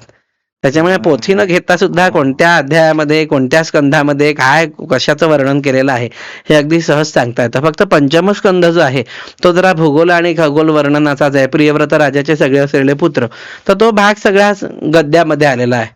सप्तद्वीपांच्या रचना, नवखंड सगळे प्रियव्रताच्या असलेल्या पुत्रांचे म्हणजे अग्निद्रापर्यंत चरित्र जे आलेलं आहे. हे तर थोडं म्हणजे असं शॉकिंग आहे आमच्यासाठी. नाही, ही खरी परंपरा हीच आहे आपली. आणि 18 श्रुती आणि स्मृती हा. असे जे 2 भाग झाले, हो त्या श्रुतींमध्ये सगळं श्रौत कर्म आलं हो, आणि श्रौत वाङ्मय आलं. हो. वेदांच्या पासून निर्माण झालेलं सगळ्या ज्या संहिता, ब्राह्मण, आरण्यक आणि उपनिषद या सगळ्या श्रुती आहेत. हो. त्या श्रुती का म्हटल्या? कारण लिहून ठेवण्याची पद्धत कुठे नव्हती. आचार्यांनी त्याच्या शिष्याला शिकवायचं. हम्म. त्या सगळ्या श्रुती. अच्छा. मग स्मृती कोणत्या? हम्म. तर सगळे 18 पुराण हम्म. आणि निर्माण झालेलं सगळं संत साहित्य. एक वेदोक्त आणि दुसरं पुराणोक्त. अच्छा. हा श्रुती आणि स्मृती. तर त्या सगळ्यांच्या संथा असतात. आमच्याकडे पण सुद्धा सगळी या सगळ्या पुराण वाङ्मयांची संथा आहे. हम्म. म्हणजे आंघोळ झाल्यानंतर अगदी आता माझा मुलगा तर साधारणतः 7वं त्याला पूर्ण झालेलं 8वं सुरू आहे. हम्म. पण अस्खलित गीता म्हणतो. अगदी 1.25 तास त्याच्याकडनं तुम्ही गीता ऐकून घ्या. 18 अध्याय अगदी तुम्हाला न अटकता स्पष्टपणे तो सगळे म्हणून दाखवेल न बघता. Amazing. कारण ज्यावेळेला वाचता येत नाही ना हा. त्यावेळेला ऐकता येतं. हो. लिसनिंग आणि स्पीकिंग हम्म. हे आधी पहिलं आहे. हो. मग रिडिंग आणि रायटिंग आहे. बरोबर. तर ह्या ज्या सगळ्या स्टेजेस आता मॅकेलॅनी सगळं आपलं काय इथलं सगळं तिकडे नेलं हम्म. त्यांनी. पूर्वी जे सगळं आपल्या इथेच होतं. हम्म. तर या सगळ्या सुंदर चालत आलेल्या ज्या परंपरा आहे सगळ्या हम्म. की ज्याला संथा देणं म्हणतात, त्याच्यामध्ये आवृत्ती, पुनरावृत्ती, तुम्हाला रिव्हिजन करण्याची गरजच पडत नाही, इतकं पाठांतर होऊन जातं. मग ते तुम्ही कसं शिकवता? चालता बोलता. अच्छा. त्याला म्हणजे रोज तर काही होत नाही संथा देणं, हम्म. पण त्याला समोर बसवायचं हम्म. आणि आपण म्हणायचं आणि त्याला म्हणायला लावायचं हम्म. की तो आपसूक त्या ठिकाणी ते वळण लागतं. उदाहरणार्थ सिनेमाच्या समोर जर रोज एक गाणं लावलं हम्म. आपसूक पाठवतं. हम्म. तसंच हे आहे. मी टीव्हीचं रिमोटही पाहिलं नाही. मला मूर्खामध्ये काढायचे सगळे त्यावेळेला हा, हा. की काय म्हणे हा खेळत नाही, पेंद्या वाढत चाललाय म्हणून नुसता. हम्म. पण आता तेच लोक म्हणतात बापरे तुला केवढं पाठ आहे. हो ना. म्हणजे आपल्या पिढीच्या पहिले तितके डिस्ट्रॅक्शन्स नव्हते, पण आता या काळात पण एक तितकी सांगू का, consistency- कितीही जरी असले ना तरी एकदा याची जर गोडी लागली की नाही हा, हा. तर सगळं फेल आहे पुढे. हा. सगळं फेल आहे. कितीही तुम्ही त्या मोबाईल आणून ठेवा हम्म. किंवा त्याच्यावरती कितीही लावा तुम्ही, काही फरक पडत नाही. जोपर्यंत आपण स्वतः म्हणत नाही हम्म. तोपर्यंत सॅटिस्फॅक्शन नाही. किती ते ऐकून सुद्धा ते मोबाईलवरचं ऐकून इरिटेट व्हायला लागतं. हम्म. याचा प्रयोग असा आहे की ब्राह्मणांनी घरी येऊन म्हटलेले मंत्र वेगळे, बरोबर. त्यावेळेला निर्माण होणाऱ्या लहरी वेगळ्या. बरोबर. कारण ते मानवी देहातून उत्स्फूर्तपणे निघालेली कंपन आहेत, वाह, त्याचा प्रभाव वेगळा आहे. वाह. आणि यंत्राच्या तोंडातून ऐकणं याचा प्रभाव वेगळा आहे. बरोबर. चुलीवरच्या अन्नाला जिवंत अग्नीपासून जे अन्न शिजतं त्याची चव वेगळी, हम्म. सिलेंडरवरच्या अन्नाची चव वेगळी हम्म. आणि मायक्रोवेव्ह मधल्या अन्नाची चव वेगळी. शेवटी आता सगळीकडे चुलीवरचं जेवण अगदी खास मिळायला लागलाय. झुणका भाकरी विकल्या जायला लागल्या. हो. पहिले त्याला किंमत नव्हती आणि झुणका भाकरी म्हणजे तुच्छच समजल्या जायची सगळी, की काय नुसते झुणका भाकर खातात आणि खिचडी पिठलं खातात म्हणून. ते आज बाहेर विकल्या जात आहे. हो. तर सगळं जुनं पुढे येत आहे. तसं हे सुद्धा जुनं पुढे येणारच आहे. असंख्य विद्वान आहेत असे की ज्यांना सगळं पाठ आहेत. आता देवव्रत रेखे दंडक्रम विक्रमादित्य जे आहेत, हो, हो. तर त्यांनी दंडक्रमाचा विक्रम केला. तो पण एक खूप मोठा इव्हेंट होता. तर त्याच्याबद्दल थोडं सांगा. ते काय एक्झॅक्टली काय झालं? ऍक्च्युली काय आहे की या सगळ्या संथा वेदांच्या दिल्या जातात ना, त्याच्यामध्ये जटा, म्हणजे त्याचे ऍडव्हान्स व्हर्जन आहेत ते. तो 01, हम्म, मग 101, हम्म, मग 11001, हम्म, 11001111 हम्म, असं आहे. म्हणजे तो 0 कायम ठेवून इकडचे 1 बदलले, तिकडचे 1 बदलले. हम्म. तसे त्या वैदिक मंत्राला संपुट जोडले जातात मंत्रांचे. अच्छा. म्हणजे आधी वेगळे बीज लागतात, नंतर वेगळे बीज लागतात, हम्म. पण मंत्र तोच. त्याचा सिक्वेन्स जंबल होऊ द्यायचा नाही. अच्छा. तो जंबल न होऊ देता आधीचे सगळे पार्ट्स, त्याला ज्याला प्रिफिक्स आणि सफिक्स आपण जसे ग्रामरमध्ये जोडतो, हम्म, तर तसे संपुट जोडले जातात, हम्म. पण त्या मंत्राचा क्रम नाही बदलत. बरं. एका शब्दाची एक ओळ तयार होते. अच्छा. तर असे ते 18,000 मंत्र, एका शब्दाची एक ओळ होते. मग वेळ आली तर असा तो सगळं आहे. ऐकण्यासारखा तसा विक्रम त्यांनी त्या ठिकाणी केलेला आहे. आणि हे फक्त भारतीयांनाच जमतं. हे एक्स्ट्राऑर्डिनरीच म्हणता येईल. एक्स्ट्राऑर्डिनरी आहे, पण हे सगळं भारतातलंच वैभव आहे. हो. इतर ठिकाणी जर तुम्ही गेले आहो, तिथल्या मातीला सुगंध नाही, परदेशातल्या. इथेच आहे सगळे सुगंध, तिथे काही नाही आहे. बरं, आता एखादा व्यक्ती आहे, तो नास्तिक आहे, त्याला देवावर विश्वास नाही आहे, पण तो शांततेच्या शोधात आहे. कुठेतरी त्याला वाटतंय की मटेरियलिझम मध्ये ती नाही मिळणार, पण देवावर पण विश्वास नाही, अशी काहीतरी मधात परिस्थिती आहे त्याची. तर अशा व्यक्तीने काय करावं? कुठून सुरुवात करायला पाहिजे? काय कीर्तनकारांना प्रश्न विचारणारे खूप असतात. हा. पण त्याला काय आहे की कीर्तनकार जो पुरून उरला पाहिजे. असाच एक प्रश्न आमच्या देवळामध्ये एकाने मला विचारला होता. का म्हणे बुवा, तुम्ही इतके कीर्तन करता, तुम्ही देव पाहिला का म्हणे कधी काही? काय चाललंय म्हणे 2-2, 3-3 तासाचे वर्णन सांगता म्हणे, असं आहे, तसं आहे, तसं आहे, तसं आहे. आम्ही एखाद्या बाईकडे पाहिलं तर म्हणे तुम्ही ओरडता म्हणे की परस्त्रीकडे बघू नका म्हणून. पण त्यांनी 16,108 केल्या म्हणे कृष्णानी, ते चाललं का म्हणे? मग म्हटलं त्याची तुम्ही तुमची बरोबरी कुठे करताय? तुम्ही फक्त त्याच्या लग्नाचाच प्रसंग ऐकला का? इकडे या म्हटलं जरा. त्यांना बोलावलं, म्हटलं एका करंगळीवरती गोवर्धन पर्वत सुद्धा त्यांनी धारण केला होता. हे चरित्र तुम्ही विसरले का? कालियाच्या फण्यांवरती त्यांनी नृत्य केलं होतं, ते तुम्ही विसरले का? पूतनेचं स्तनपान ज्यावेळेला ती करायला आली, त्यावेळेला अगदी दूध तर पिऊनच घेतलं, पण रक्तही सगळं ओढून घेतलं, तिचं विसरले का म्हटलं तुम्ही? त्याची असंख्य चरित्र आहे, त्याची तुमची कधी बरोबरी होऊ शकत नाही. पण म्हणे तुम्ही पाहिला का? जरा त्याच्याविषयी सांगा म्हणे, तुम्ही पाहिला का? इतकं तुम्ही भागवत सांगता. म्हटलं मी पाहिला म्हणजे मी सगळीकडे तो आहे अशीच माझी धारणा आहे म्हटलं. त्याच्यामुळे पाहिला का नाहीये तो तुम्हाला दिसत नाही, पण आम्हाला दिसतो. तर म्हणे एखादा प्रयोग काही करता येईल का म्हणे याच्यावरती? अच्छा. म्हटलं हो. फार नास्तिक बरं का काही काही मंडळी. म्हटलं करता येईल. तर मग तिथे त्यांना अगदी जवळ नेलं आणि योगायोगाने असं झालं होतं की एक सॉकेट जळलं होतं तिथलं. तर तिथे नवीन सॉकेट बसवायला इलेक्ट्रिशियन आला होता. त्या इलेक्ट्रिशियनला म्हटलं की तुमच्या जवळचा जो बल्ब आहे ना, त्या होल्डर पासून त्याची वायर वेगळी करा म्हटलं फक्त. बरं. आणि तो इन्सर्ट केलेला सॉकेट मधला जो भाग आहे तो राहू द्या, फक्त इथून वेगळी करा म्हटलं. ती केली. आणि महाराज तुम्हाला काय काम आहे म्हणायचं? म्हटलं अहो द्या आता 2 मिनिटं, मला प्रयोग करून पाहायचा म्हटलं. भलते सलते खेळ नका करू म्हटलं. नाही काही नाही करत, तुम्ही द्या म्हटलं फक्त मला. आणि त्या सद्गुरुतांनी विचारलं होतं दिसला का म्हणून. त्यांना मी म्हटलं बोलावलं, इकडे या म्हटलं. का तर म्हणे काय? म्हटलं तुम्ही फक्त हा वायर धरा, मी फक्त बटन दाबतो म्हटलं. हे कसं काय म्हणे शक्य काय? तुम्ही मला करंट द्यायला निघाले म्हणे, मी तुम्हाला प्रश्न विचारतोय. म्हटलं यातनं येणारा जो विजेचा प्रवाह आहे तो तुम्हाला दिसतोय का? तर म्हणे नाही म्हणे, तो कसा काय दिसणार आहे म्हणे. तसाच आमचा परमात्मा दिसत नाही, त्याचा अनुभव येतो म्हटलं. आमचा परमेश्वर असा तुम्हाला डोळ्यांनी दिसणार नाही, कारण तुमच्या मनामध्ये भावच नाही. आणि आमचा भगवंत गीतेमध्ये सांगतो म्हटलं त्या ठिकाणी, न पाषाणे न मृण्मये, मी मातीमध्येही नाही आणि मी दगडामध्येही नाही. भावे ही विद्यते देवो, जशी भावना आहे त्या भावामध्ये त्याचं निवासस्थान आहे. तस्मात भावो ही कारणम, म्हणून त्या ठिकाणी भाव हेच त्या ठिकाणी देवत्वाचं कारण आहे. न देवो वर्तते काष्ठे न पाषाणे न मृण्मये.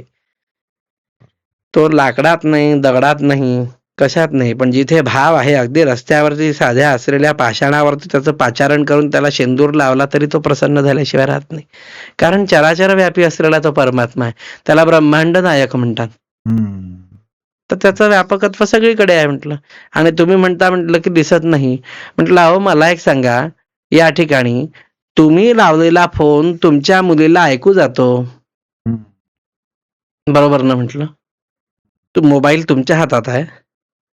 या आसमंतात निर्माण झालेल्या लहरी या तुम्हाला डोळ्याने दिसतात का? की किती रेडिएशन किती आहे काय आहे हे दिसतं का डोळ्याने? तर म्हणे नाही. म्हटलं वारा दिसतो का डोळ्याने? तर म्हणे नाही. म्हटलं मग नसेल तर काय होईल? तर म्हणे नसेल तर काय होईल म्हणजे गरमी होईल म्हणे. म्हटलं तसंच आहे ते. परमात्म्याचं तत्व जाणून घेतलं पाहिजे. ते दिसत नाही, ती भावना आहे म्हटलं. यादृशी भावना यस्य सिद्धिर भवती तादृशी. जशी ज्याची भावना आहे तशी त्याला सिद्धी प्राप्त होते. आणि तुम्ही जर मुळातच ठरवून ठेवलाय की तो नाहीच आहे, तुमच्यासाठी तो नाहीच आहे म्हटलं. आणि आम्ही धारणा अशी केली आहे म्हटलं आमच्यासाठी तो आहेच, त्याच्यामुळे आम्हाला सगळीकडे तोच दिसतो. त्यामुळे पटलं म्हणे बुवा तुमचं. मग असं म्हणून प्रयोगाद्वारे काय करंट लागायची भीती एकदम जी वाटली ना, म्हटलं यातनं वाहणारा फ्लो तुम्हाला दिसत नाहीये, पण त्याचं अस्तित्व आहे ना, तसा आमचा परमात्मा आहे. ती कुठेतरी अदृश्य शक्ती आहे. बरं मग ते मानलं त्यांनी.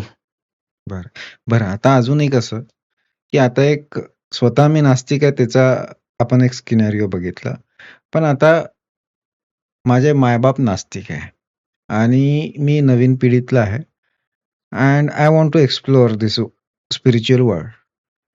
तर आता जसं तुमच्याकडे तुमच्या बाबाकडनं तुम्हाला गीता शिकायला मिळाली, तुमच्याकडनं तुमच्या मुलाला गीता शिकायला मिळाली, कंठस्थ झाले, पण असं घरात वातावरण नाही आहे. ठीक आहे, गीता तर सोडा, एखादा साधा श्लोक पण कधी गायला जात नाही तिच्या घरात.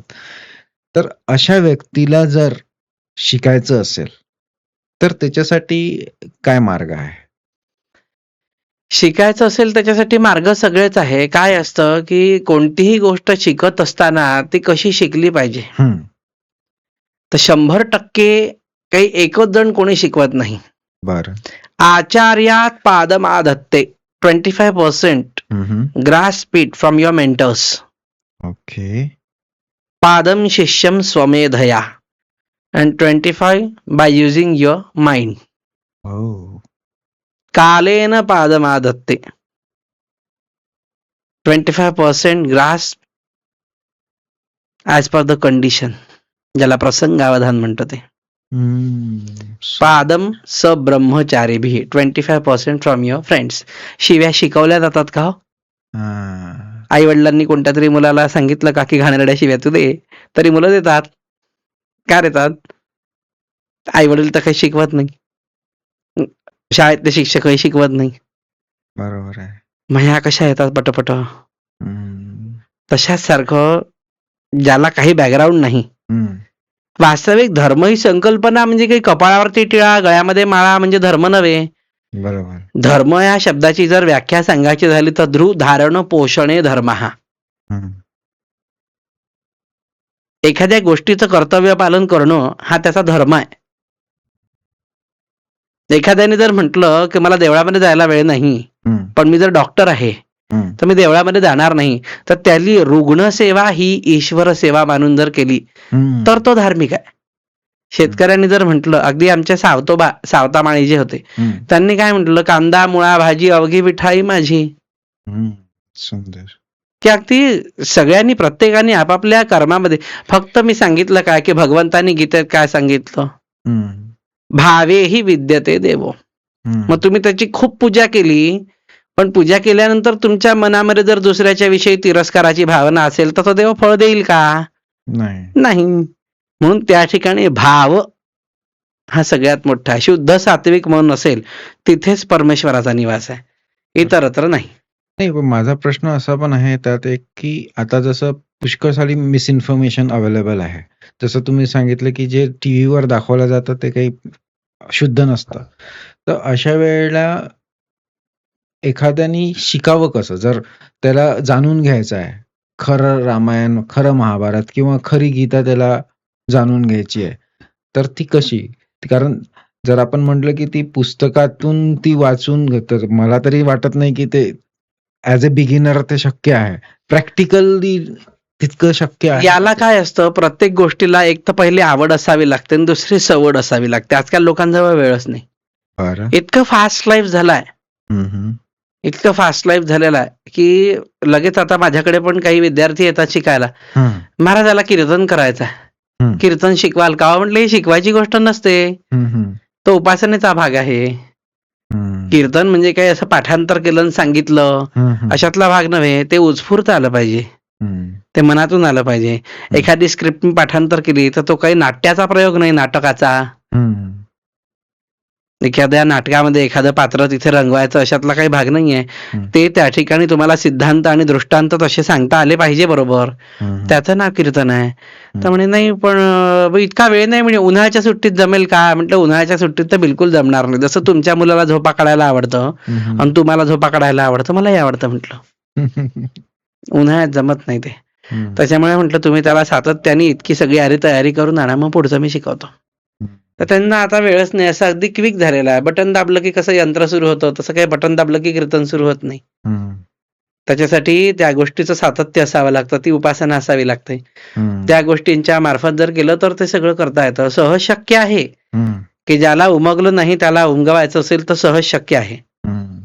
आणि आजकाल काय होतं की जगामध्ये सगळं या पाश्चात्य संस्कृतीला स्वीकारून इतके त्याचे दुष्परिणाम झालेले आहेत की पूर्वीच्या काळामध्ये गोकुळामध्ये असलेला कृष्ण, त्याला ती यशोदेची सांगितलेली गोष्ट, तर ती आई त्या मुलाकडे त्या भावनेने बघायची की माझ्या घरातला हा गोपाल कृष्ण आहे म्हणून. पण आता लहानपणी त्याला त्या ठिकाणी रेन रेन गो अवे म्हणजे किती विरुद्ध संस्कृती आहे. आपली संस्कृती सांगते ये रे पावसा, तुला देतो पैसा, आणि ते म्हणतात रेन रेन गो अवे. मग आता इतके दुष्काळ पडायला लागले की ते मुलं सुद्धा पाऊस आला की कंटाळा करतात. पूर्वी आपली लहान पिढी जी होती सगळी, आपण लहान असताना त्या पावसाच्या डबक्यामध्ये थबक थबक नाचणं, ते सगळं गेलं. चिखलामध्ये लोळणं, मळून येणं, पावसात ओलं होणं. आजकाल साधं मुलाला सर्दी खोकला झाला की लगेच दवाखान्यात नेतात. आपल्याला कुठले दवाखाने होते? 2 आल्याचे खांड त्या ठिकाणी ठेचले, तुळशीचे पानं ठेचले, हळद घातली, त्याचा रस पाजला की गेला सर्दी खोकला. आजकाल साध्या साध्या गोष्टींना इतके सगळे औषधं यांना देतात. लहानपणापासून विकृत झाले आहे सगळे मुलं. कारण हे खेळत नाही, यांना मैदानी खेळ आलेले नाहीये. हातामध्ये सतत टुचूक टुचूक मोबाईल धरून बसतात. मैदानी खेळ आले नाही, शरीराला व्यायाम होत नाही, धावणं नाही, उड्या मारणं नाही, ओरडणं नाही, किंचाळणं नाही. त्याच्यामुळे दुसरा ओरडला की यांना हार्ट अटॅकच येतो लगेच 15-16व्या वर्षामध्ये, असे झालेले आहेत. पण त्यांना जर वळणावरती आणायचं असेल, एखाद्याला जर शिकवायचं असेल ना, तर त्यांनी त्या पद्धतीने बरोबर तो शिकू शकतो. पण मग तर आवड आणि सवड दोन्ही असली पाहिजे. बरोबर आहे की एखाद्याला जर मी म्हटलं की नाही बा आता तुला मला रामायण शिकवायचंच आहे, तर तू आता माझ्या समोर बस, पण त्याला मुळातच त्या गोष्टीची जर आवड नसेल तर गारगोटीला पहिली पाडून हिरा होत नाही. त्यासाठी तिथे अगदी आमचे तुकोबा सांगतात, तू का म्हणे येथे पाहिजे जातीचे एऱ्या गबाळ्याचे काम नव्हे. त्यांना त्या धर्मामध्ये आणणं, एक तर त्याला अद्दल घडावी लागते. कुठली तरी अद्दल घडली ना की ते आपसूक चालत येतात. बरोबर. म्हणजे ज्याला आता अगदी सामान्य भाषेत सांगायचं झालं तर इंग्रजीमध्ये टर्निंग पॉइंट ज्याला म्हणतो ना, त्या टर्निंग पॉइंटला एक तर तो कर्जबाजारी, फ्रस्ट्रेशन, आता जी लफडी चालतात बाहेर ते ब्रेकअप झालं बरोबर, तो कभी खुशी कभी गम मेरा, सगळे बरोबर तसे ओढत येतात. मग काही करमणुकीची विरंगुळ्याचे साधने म्हणून मग त्यांना एकदा ती गोडी लागली ना की त्यातनं परत ते बाहेर नाही निघत. नास्तिकाचा आस्तिक होऊ शकतो पण आस्तिकाचा नास्तिक होत नाही. वाह, हे अगदी 100% खरं आहे. कारण त्याला एकदा जी गोडी लागली तो परत तिकडे पुन्हा परतून जात नाही, तिथेच तो रममाण होतो अगदी. बरं, हे ग्रंथ शुद्ध रूपात समजून घेण्यासाठी संस्कृतचा काय रोल आहे? संस्कृत येणं आवश्यक आहे की संस्कृत म्हणजे काय आहे की सगळं आपलं जे सगळं सनातनी वाङ्मय आहे त्याला हिंदू वाङ्मय म्हणता येणार नाही, कारण वैदिक कालखंडापासून निर्माण झालेलं आहे. तर हे सनातनी वाङ्मय सगळं संस्कृत मध्ये आहे. पण आता जसं ट्रान्सलेशन सगळ्या ग्रंथांचे अवेलेबल असते, उपलब्ध आहेत सगळ्या ग्रंथांचे, आणि त्या भाषेत सुद्धा त्यांनी ते समजून घ्यावं. आता तुम्ही म्हणाल गीता प्रेस गोरखपूरचं भांडार इतकं समृद्ध आहे, भारतात राहणाऱ्यांना साधारणतः सगळ्या भाषांमध्ये त्यांनी हम्म. सगळं वाङ्मय उपलब्ध करून दिलेलं आहे.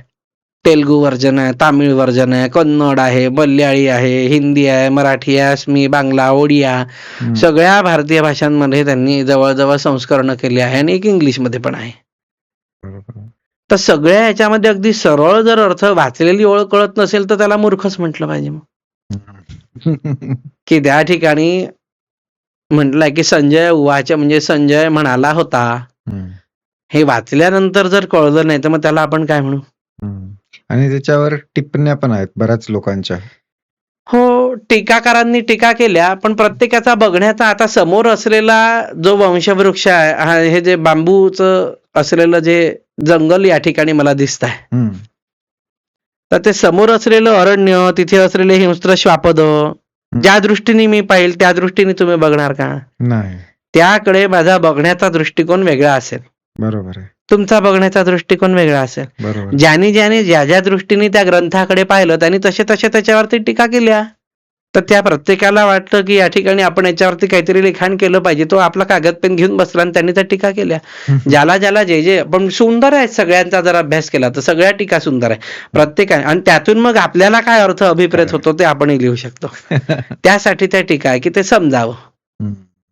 अगदी रामायणातलं सुद्धा जरी म्हटलं तर एकदा की अर्थ कळत नाहीत बरेचदा. हो. मग अशा वेळी काय होतं, एकदा असाच प्रश्न त्या लवकुशांना पडला होता. हम्म. लवकुशांना माहित नव्हतं की आपण रामाची सगळी अपत्य आहोत दोघंही म्हणून. हो. बरोबर. त्यांनी वाल्मिकींना प्रश्न केला, का हो म्हणे तुम्ही त्याला देव म्हणता, हम्म. त्याला काय कळत नव्हतं का म्हणे की ही आपली जी बायको आहे हम्म. हम्म. ती कोणी पळवून नेऊ शकेल आणि सोन्याचा हरिण या जगामध्ये होऊ शकत नाही. त्याला काय माहित नव्हतं का म्हणे त्यावेळेला. हा खुद्द वाल्मिकी रामायणात विचारलेला प्रश्न आहे वाल्मिकींना लवकुशांनी, अच्छा. की कसं काय म्हणे हे सगळं. हम्म. हम्म. मग त्यावेळेला वाल्मिकी म्हणायला लागले, मानवी देह धारण केला की भावना सुद्धा मानवी होतात. हम्म. न भूतपूर्वम न कदापि वार्ता, आधी कधी होऊन गेलेला नाही, त्याच्याविषयी ऐकलेलं नाही. हेम न कुरंगो, सोन्याचा हरिण न कदापि दृष्ट, कधीच कोणी पाहिला नाही. तथा पितृष्णा रघुनंदनस्य, तरी सुद्धा रघुनंदन असलेल्या त्या रामचंद्राची केवढी ती लालसा, कशापोटी, तर बायकोच्या हट्टापोटी. असं म्हणतात ना, विनाशकाले विपरीत बुद्धी, विनाशाचा काळ आला की बुद्धी विपरीत होते. हे वाल्मिकींनी लिहिलेलं वचन आहे. हो.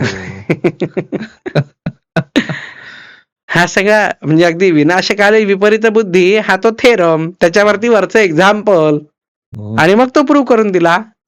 मग ते लवकुशांना पटलं, बरोबर आहे म्हणे गुरुजी तुमचं. असा तो सगळा प्रसंग आहे. अशी बरीच सुभाषितं महाभारतातली आहेत, हम्म. रामायणातली आहेत, भागवतातली आहेत. तर हे सगळं त्याद्वारे पटवून दिल्या जाऊ शकतं. आणि याचे काय अर्थ सुद्धा आता आहेत. हम्म. आवड फक्त असली पाहिजे, बरोबर. बाकी सगळे अर्थ सरळ उपलब्ध आहेत आता. किंवा एखादा शिक्षक असला पाहिजे तसा की तो विद्यार्थ्यांना तसा वळवेल. बरोबर. हे त्याच्या वाक्चातुर्यातून त्यांनी वळवता आलं पाहिजे. हम्म. उदाहरणार्थ, जर आंब्याच्या मार्केटमध्ये गेल्यानंतर सगळेच आंबे विकायला बसतात, पण एखाद्याचा खप विशेष का होतो, तर त्याला विशेषण लावून रंगवून तशा प्रकारे त्या विद्यार्थ्यांना तिकडे वळतं करावं लागतं. ज्ञानार्थी जो आहे त्याची ज्ञानाची ती लालसा तिथे शांत करावी लागते. आता तुम्ही शिक्षक म्हटलं म्हणून हम्म. तुम्ही पण एक शिक्षक आहात. हो, माझ्या वैयक्तिक आयुष्यात मी व्यवसायाने शिक्षक आहे, संस्कृत आणि मराठी. राईट. तर मग शिक्षक आणि कीर्तनकार हे दोन रोल तुम्ही कसे बॅलन्स करता? वास्तविक तर सध्या 3 रोल सुरू आहेत. अच्छा. एक देवस्थानच्या गादीवरचा महंत म्हणून, अच्छा. दक्षिणामूर्ती देवस्थानचा हा. हा. या इथल्या पिढीचा हा 6वा महंत मी. दुसरा सोमलवार एज्युकेशन सोसायटी मधला शिक्षक, आणि तिसरा म्हणजे कीर्तनकार. तर महंत म्हणून काय जबाबदाऱ्या असतात? महंत म्हणून नित्य परिपाठे असते आमची, उपासना असतात सगळ्या त्या सगळ्या आहेत, व्रतवैकल्य आहेत, सणवार उत्सव आहे, मंदिराचं सगळं नियोजन आहे, अगदी सकाळच्या पहाटेपासनं रात्रीच्या शेजारतीपर्यंत. हम्म. सगळं त्याच्या अखत्यारीत त्याने ते व्यवस्थित केलं पाहिजे. सगळ्या कार्यांचं नियोजन स्वतः पुढाकार घेऊन अंग मेहनतीने सुद्धा स्वतः ते सगळं केलं पाहिजे. की नुसतं असं गादीवरती लोळत बसलेला आहे आणि तक्क्याला टेकून मी म्हणतो तसं होत नाही. कारण आमचे समर्थ सांगतात मना चंदनाचे परित्वा झिजावे. समर्थांनी इतकं सगळं महाराष्ट्रामध्ये जे कार्य सगळं पसरवलं. आमच्या ज्ञानोबा माऊलींनी सुद्धा संपूर्ण वैष्णव धर्माची पताका वरती पोचवली. तुकोबांनी इंद्रायणीतून तरुण आलेली ती सगळी गाथा या जगासाठी निर्माण केली. कशासाठी केली आहे? तर सगळं असलेलं जे ज्ञान आहे ते लोकांपर्यंत पोचावं म्हणून. तर ते सुद्धा तिथलं एक महत्वाचं कार्य आहे दक्षिणामूर्ती मंदिराचं. कारण दक्षिणामूर्ती मंदिर हा त्या काळामध्ये असलेल्या स्वातंत्र्याचं माहेरघर म्हणून ओळखलं जायचं. अच्छा. तिथे स्वातंत्र्याच्या चळवळी सुद्धा झालेल्या आहेत. तात्याराव सावरकरांची भेट आहे, बाळगंगाधर टिळकांचं कीर्तन आहे, भगिनी निवेदितांची व्याख्यान आहेत. हे सुद्धा आपल्या दक्षिणामूर्ती मंदिरात झालेलं आहे. म्हणजे महंताचं कार्य राष्ट्रोद्धाराचं सुद्धा आहे, नुसतं देवस्थानाशी निगडीत नाही. अगदी भगतसिंग, राजगुरू सुखदेव त्यापैकी राजगुरू 24 दिवस भूमिगत असताना तिथे राहिलेले आहेत त्या वाड्यामध्ये. सगळा इतिहास खूप मोठा आहे देवस्थानला. तर ह्या सगळ्या परंपरा आहे. अनाथ मुलांचे सगळे जबाबदाऱ्या घेऊन त्यांना दत्तक घेऊन असं सुद्धा आमच्या पूर्वजांनी केलेलं आहे. आता हल्लीची परिस्थिती तशी इतकी माझी समृद्ध नाही, पण झाली की मी नक्की करणार ती. नक्कीच नक्कीच. तर सगळं असं सगळं म्हणजे सर्वांगीण विकास देशाचा झाला पाहिजे, धर्माचा झाला पाहिजे, याकरता झटणं हे महंताचं कार्य. ते शाळेमध्ये विद्यार्थ्यांचा सर्वांगीण विकास झाला पाहिजे, त्यांच्या ज्ञानामध्ये भर पडली पाहिजे, त्यांना विषयाची आवड निर्माण झाली पाहिजे, हे शिक्षकाचं कार्य. बरोबर. आणि लोकांमध्ये भक्तीची भावना जागृत होऊन सन्मार्गाला लोक वळले पाहिजे, हे कीर्तनकाराचं कार्य. अशा तीनही भूमिका सध्या निभावण्याचा प्रयत्न सुरू आहे. आता परमेश्वर साथ देईल तोपर्यंत निभायच्या. तर याच्यात वेळेचा बॅलन्स कसा होतो? धरपकड होते, धावपळ होते, थोडी तडतड होते. पण ती काय की सुरुवातीपासनं म्हणजे अगदी माझ्या आईला सगळे म्हणायचे की संध्या तू काही अळ्या खाल्ल्या होत्या का म्हणे हा पोटात असताना बोरामधल्या. हा अगदी सारखा वळवळ वळवळ वळवळ करत असतो म्हणे, इकडून तिकडे तिकडून तिकडे. अगदी क्षणभर उसंत घेत बसत नाही म्हणे, की रिकामा बसला आहे बा असा कधी निवांतपणे असं कधी दिसत नाही म्हणे. कारण आता एक तर काय वडील लवकर गेल्यामुळे 30व्या वर्षी इतका मोठा देवस्थानचा सगळा कारभार हातामध्ये आला. काकाही आधी चालले गेले, वडील गेले, त्याच्यामुळे एकटं पडल्यासारखं झालं. तर त्याच्यामुळे हाताशी कोणी नाही, 2 मुलं लहान आहेत.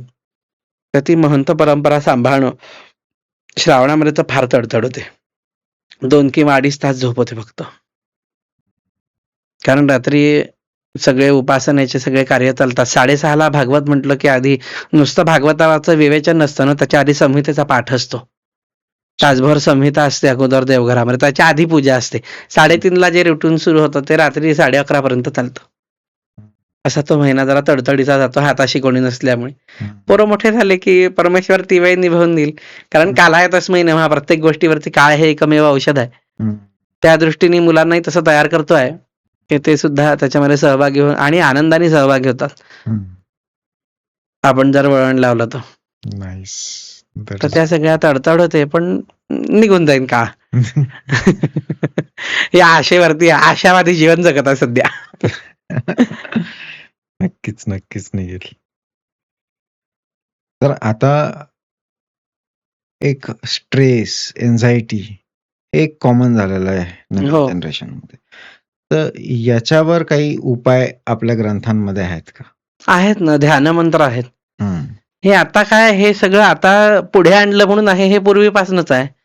त्याला आसुरी प्रवृत्ती किंवा बाधा असं म्हणायचे. अच्छा. हे पूर्वीपासूनच आहे. अच्छा. पण त्याच्यावरती म्हणून आता अगदी प्राणायाम रामदेव बाबांनी शिकवला म्हणून कपालभाती सगळे करायला लागले. पण ही सूत्र कोणी लिहिली? त्या पतंजली महामुनींनी त्यावेळेला ती सगळी सूत्र लिहिली. बरोबर. योगाची. बरोबर. म्हणून पातंजल योगसूत्र त्या कालखंडात प्रसिद्ध होतं. अगदी बृहत्रयी सुद्धा ज्या होत्या, कफ, वात, पित्त यांच्यावरती सगळं आयुर्वेदाचं संशोधन त्या कालखंडामध्ये झालं. बरं. आहारशास्त्र, विहारशास्त्र प्रत्येकाचं कसं असावं. रात्रभर तुम्ही जागून एकादशीला सांगितलं की त्यांनी त्यावेळेला निराहार राहावं. बरोबर. आणि भगवंताची सेवा करावी. तर त्याच्यामध्ये वैज्ञानिक लहरी आहेत. त्या कॅन्सरच्या पेशी मारण्याचं साधन म्हणजे एकादशीचं व्रत आहे. आता लोक त्याला विकृत म्हणतात, देवखुळे म्हणतात, बावळट म्हणतात, पण ते सगळं आता समोर येत आहे. कारण मधल्या कालखंडामध्ये सगळं जरा विलुप्त झालं होतं. आता सगळं समोर येत आहे. एक तर कळतंय लोकांना की हे अगदी खरं आहे म्हणून. आणि तुम्ही पाहाल ना, तुळस काय आहे? आता अँटीऑक्सिडंट आहे. तुळस पित्तशामक पण आहे, कफशामक पण आहे, सगळ्या याच्यावरती गुणकारी आहे. 24/7 ऑक्सिजन प्रोव्हाइड करते. वडाचं झाड, वडाची पूजा काय सांगितली? 24/7 ऑक्सिजन प्रोव्हाइड करणार आहे. तर हे सगळे जे आहेत आजकालचं सगळे नक्षत्रांनी युक्त असलेले गार्डन लावतात. कारण नंतर कळून चुकलं ना की क्रिसमस ट्री काही आपल्या कामाचा नाही. तो निरर्थक वाढणारा झाड आहे. ना फळं देत, ना फुलं देत, ना त्याच्याकडे बघून आनंद होत, ना धड सावली देत. बरोबर. अशासारखं आहे. त्याच्यामुळे उपयोगाच्या वस्तू आता कळायला लागल्या. त्या भारतातल्या लोकांना फार पूर्वी कळल्या होत्या. त्या आता कळायला लागल्या, उमजायला लागल्या सगळ्यांना. मध्यंतरीच्या काळात काही गोष्टी लोप पावल्या त्या गडद झाल्या होत्या. आणि स्ट्रेसचा जर विचार केला की नाही, तर ध्यान धारणा आहे, भजन संकीर्तन आहे, टाळांचा होणारा नाद आहे. हा सगळा स्ट्रेस, एन्झायटी सगळा नष्ट करणार आहे. की मंदिरात गेल्यानंतर घंटेचा नाद तुम्ही ज्यावेळेला करता, तर केल्याबरोबर तुमचं मन त्या ठिकाणी आकर्षित होतं आणि टुवर्ड्स गॉड सगळं असं तिथे जातं. त्याच्यामुळे हे सगळं आपसुकच मग त्या ध्यान धारणेनी, कर्मयोगानी तिथे एंगेज असल्यामुळे हे सगळं मनातून ते सगळे वाईट विचार निघूनच जातात. कारण आपल्याला हे करायचं आहे ही धारणा ज्या वेळेला होते ना, त्यावेळेला काही करू शकतो बरोबर मनुष्य. बरोबर. बरं, आणि एक गोष्ट जे आपण मग रेकॉर्डिंग सुरू होण्याच्या पहिले काहीतरी बोलत होतो, भूमितीबद्दल तुम्ही काहीतरी सांगत होते. हो, आहे ना सगळं. तर सगळ्याच विषयांचा कुठला तसा विषय आहे. होता? म्हणजे आपल्या भारतामध्ये पूर्वीच्या काळी लिहून दिलेलं सगळ्या पंचांग पद्धती जी आहे, कोणत्या तिथीला किती वाजून किती मिनिटांनी आकाशामध्ये ग्रहण लागतं, हे 100 वर्षापासून पंचांगात लिहून ठेवलेलं आहे. बरोबर. चंद्रावरती काय आहे आणि चंद्राची प्रकृती कशी आहे. अहो, साधा ॲटमचा जर सिद्धांत सांगायचा झाला ना, तर कणादांनी त्यांच्या वैशेषिक सूत्रामध्ये ती सगळी व्याख्या दिलेली आहे. तो परमाणू कसा आहे, अतिंद्रिय आहे, सूक्ष्म आहे, निरवयव आहे, स्वयंव्यावर्तक, सेल्फ ऑक्युपाय आहे. हे सगळं त्यावेळेला सांगून ठेवलेलं आहे. त्याने डेफिनेशन दिलेली आहे त्याची. जाल सूर्य मरीची स्तंभ यत् सूक्ष्मं दृश्यते रजः तस्य षष्ठतमो भागः परमाणुस उच्यते. म्हणजे खिडकीतून येणारी उन्हाची जी कोवळी तिरीप असते, उन्हाची येणारी, त्या तिरिपीमध्ये जे धुळीचे कण दिसतात, त्यातला डस्ट पार्टिकलचा 1/6 particle is known as atom. हे त्यांनी त्यावेळेला सांगितलेलं आहे. गुरुत्वाकर्षणाचा शोध त्यावेळेला लागलेला आहे. तर विमानाचा शोध समरांगण सूत्रधाराचे ग्रंथकर्ते असलेले भारद्वाज मुनी त्यांनी लावलेला आहे. आता रसरत्नाकरामध्ये रसायन कसे असावे सगळे सांगितलेले आहे. बरं, आपण गणिताचं म्हणू तर गणित सुद्धा आपल्या वैदिक कर्मकांडामध्ये सुरुवातीला आलेलंच आहे. कारण शून्याचं संशोधनच त्या ठिकाणी कोणी केलेलं आहे? आर्यभट्टाचं नाव आहे. तर तो कोण होता? सनातनी. भास्कराचार्यांनी केवढं सुंदर लिलावतीला गणित शिकवलेलं आहे. गणितही सुरुवातीपासूनच होतं. अल्जेब्रा होतं, जॉमेट्री होतं. जॉमेट्रीमध्ये सुद्धा तुम्ही जर काही जुने ग्रंथ पाहाल तर त्याच्यामध्ये चित्रकार जे चित्र काढायचे, तर चित्रकारी कशी असली पाहिजे, त्याचं प्रोपोर्शन सुद्धा, त्याचा फेस कसा असला पाहिजे, त्याचे हातपाय त्या प्रोपोर्शनला किती कसे असले पाहिजे, हे सगळं त्या ठिकाणी विष्णू धर्मोत्तर पुराणामध्ये चित्रकारीचं वर्णन आलेलं आहे. अच्छा. हिस्ट्री जर तुम्ही म्हणाल तर सगळी एन्शियंट हिस्ट्री सगळी लिहून ठेवलेली आहे. पुराण आहे, इतिहास आहे, हे सगळे लिहून ठेवलेल्या सगळ्या हिस्ट्रीजच आहेत. जॉग्राफी जर तुम्ही म्हणाल तर त्या भागवतामध्ये ज्यावेळेला पंचमस्कंध प्रियव्रताच्या राज्याचे सगळे ते इलावृत खंड आहे, जम्बूद्वीप आहे, अमकाद्वीप आहे, हे सगळे जे वर्णन त्यात सांगितलेले आहे, हा भारताचा समृद्ध असलेला इतिहास आहे आणि त्यातून निर्माण केलेला भूगोल आहे. आकाशामध्ये ग्रह नक्षत्रांची जी स्थिती आहे हे सगळे सांगितलेलं ते खगोल ज्ञान आहे. जमिनीवरती असलेले सगळे गावं, नक्षत्र, त्यांच्या रचना, या सगळे हे भूगोल आहे, खगोल आहे, अंतरिक्ष ज्ञान आहे. काय नव्हतं भारतामध्ये? सगळं होतं. टेक्नॉलॉजी सुद्धा होती, टेलिपॅथी होती. ज्यांना डेव्हलप करता आल्या त्यांना सिद्धी प्राप्त झाली असं म्हणायचे. आयुर्वेद निर्माण केला त्यावेळेला त्याच्यामध्ये अगदी त्यांनी आयुर्वेदी त्यांचे लावलेले शोध आहे, स्थावर आहे, जंगम आहे. मग स्थावर जंगमामध्ये सुद्धा स्थावरांमध्ये काय काय निर्माण झालं होतं, वृक्ष, वल्ली, विरुद्ध, लता यांचे सगळे प्रकार आहे, वनस्पती, औषधी, हे सगळे त्यांनी स्थावर म्हणजे इमूवेबल मध्ये केलेले आहेत. मूवेबल मध्ये त्यांनी काय काय निर्माण केले आहे, पशु, मनुष्य, व्याल, हे सगळे त्याच्यामध्ये निर्माण केलेले आहेत. संस्वेदज, जरायुज, अंडज, उद्भिज, हे सगळे त्याच्यामध्ये निर्माण केलेले प्रकार आहेत. मग संस्वेदज म्हणजे घामापासून निर्माण झालेले कोणते होते, तव्वा, चिलट, हे सगळे घामापासूनचे आहे. जरायुज गर्भापासून निर्माण झालेले, पशु, मनुष्य, व्याला, दया, हा म्हणजे वाघ आहे, सिंह आहे, आपण हे सगळे मानव आहेत, हे सगळे गर्भापासून निर्माण झालेले आहेत. मग अंड जे कोणते आहे, तर अंड म्हणजे गर्भाच्या ठिकाणी अंड असतं आणि त्या अंडाचा स्फोटून त्याच्यातून निर्माण येणारे चिमटी आहे, सरीसृप म्हणजे चिमणे आहे, साप आहे, हे अंड्यातून निर्माण होतात. कच्छप अंड्यातून निर्माण होतो. आणि जमीन भेदून वर येणारे विंचू, खेकडे, हे सगळे उद्भिज्ज, अशा प्रकारचे बेडकं, हे सगळे जमीन भेदून वरती येणारे असे 4 प्रकारचे प्राणी, हे सगळं आपल्या आयुर्वेदामध्ये पूर्वीच सांगितलेलं आहे. पण याचा अभ्यासच कोणी करत नाही, कारण शालेय अभ्यासक्रमामध्ये हे समाविष्ट झालं नाही. ज्योतिष त्या 100 वर्षापूर्वी सांगतं ग्रहण त्या दिवशी किती वाजून किती मिनिटांनी लागणार, तुम्ही किती अंतराळामध्ये उपग्रह पाठवले. विज्ञान हे नेहमी कधीही प्रयोगातून सिद्ध होतं, पण आमचं ज्ञान हे योगानी सिद्ध झालेलं आहे पूर्वीपासनं, आणि ते अगदी परफेक्ट आहे. त्या दिवशी ती तिथी तशीची तशीच उगवते. बरोबर. त्यांनी सांगितलं या ऋतूमध्ये असा आहार असला पाहिजे. हिवाळ्यामध्ये एकदम जो एक्स्ट्रीम लेवलवरती आईस्क्रीम खातो त्याला शेवटी सक्शन पाईप लावून कफ काढावा लागतो. त्या ऋतूत कसं असलं पाहिजे, गरम गरम बाफाळती कढी आहे, त्याच्यामध्ये घातलेलं आलं आहे, आहारशास्त्र सुद्धा आहे. हे आताचे डाएट प्लॅन काय आहे हो, हे सगळे कडबा कुटार खायला लावतात, काकड्या खान, बटाटे खा, नमकं खान, तमकं खा. किती सुंदर आहारशास्त्र सांगितलेलं अगदी, भारतीयांनी कोणत्या ऋतूमध्ये काय खावं.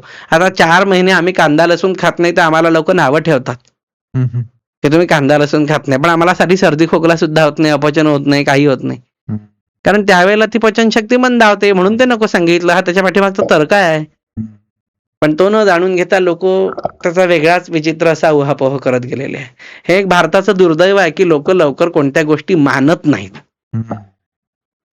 मग मानल्या की सोडत नाही, त्यांना ते कळलं म्हणजे, पण ते काय तिथे एखादा असा त्यांच्या मनावरती अधिराज्य गाजवणारा पाहिजे तर ते त्याचं ऐकतात. बरेचदा काय झालं की त्याच्या मागची कारणं लोप पावल्या गेल्यामुळे पण सांगता नाही आली आणि योग्य व्यक्तींना विचारण्यात नाही आली. योग्य व्यक्तीला, आता समजा तुम्हाला ENT कडे गेल्यानंतर तुम्ही म्हणाल की स्टमक पेन होत आहे, तर तो काय सांगणार आहे तुम्हाला, तर एक पॅरासिटामॉल देईल आणि घ्या म्हणेल नुसतं, फार तर फार सायक्लोपाम देईल कान दुखतोय म्हटल्यानंतर. पण जर तुम्ही प्रॉपर ENT कडे गेले, टेस्ट केली की कुठे त्या ठिकाणी स्वेलिंग आहे, कुठे कफ क्लॉट झाला आहे, तो बरोबर पाहून तुम्हाला सगळं सांगेल. म्हणजे किराण्याच्या दुकानामध्ये जाऊन त्या ठिकाणी जर तुम्ही त्याला म्हटलं की 2 तोळ्याचा दागिना करून दे, तर होणार आहे का?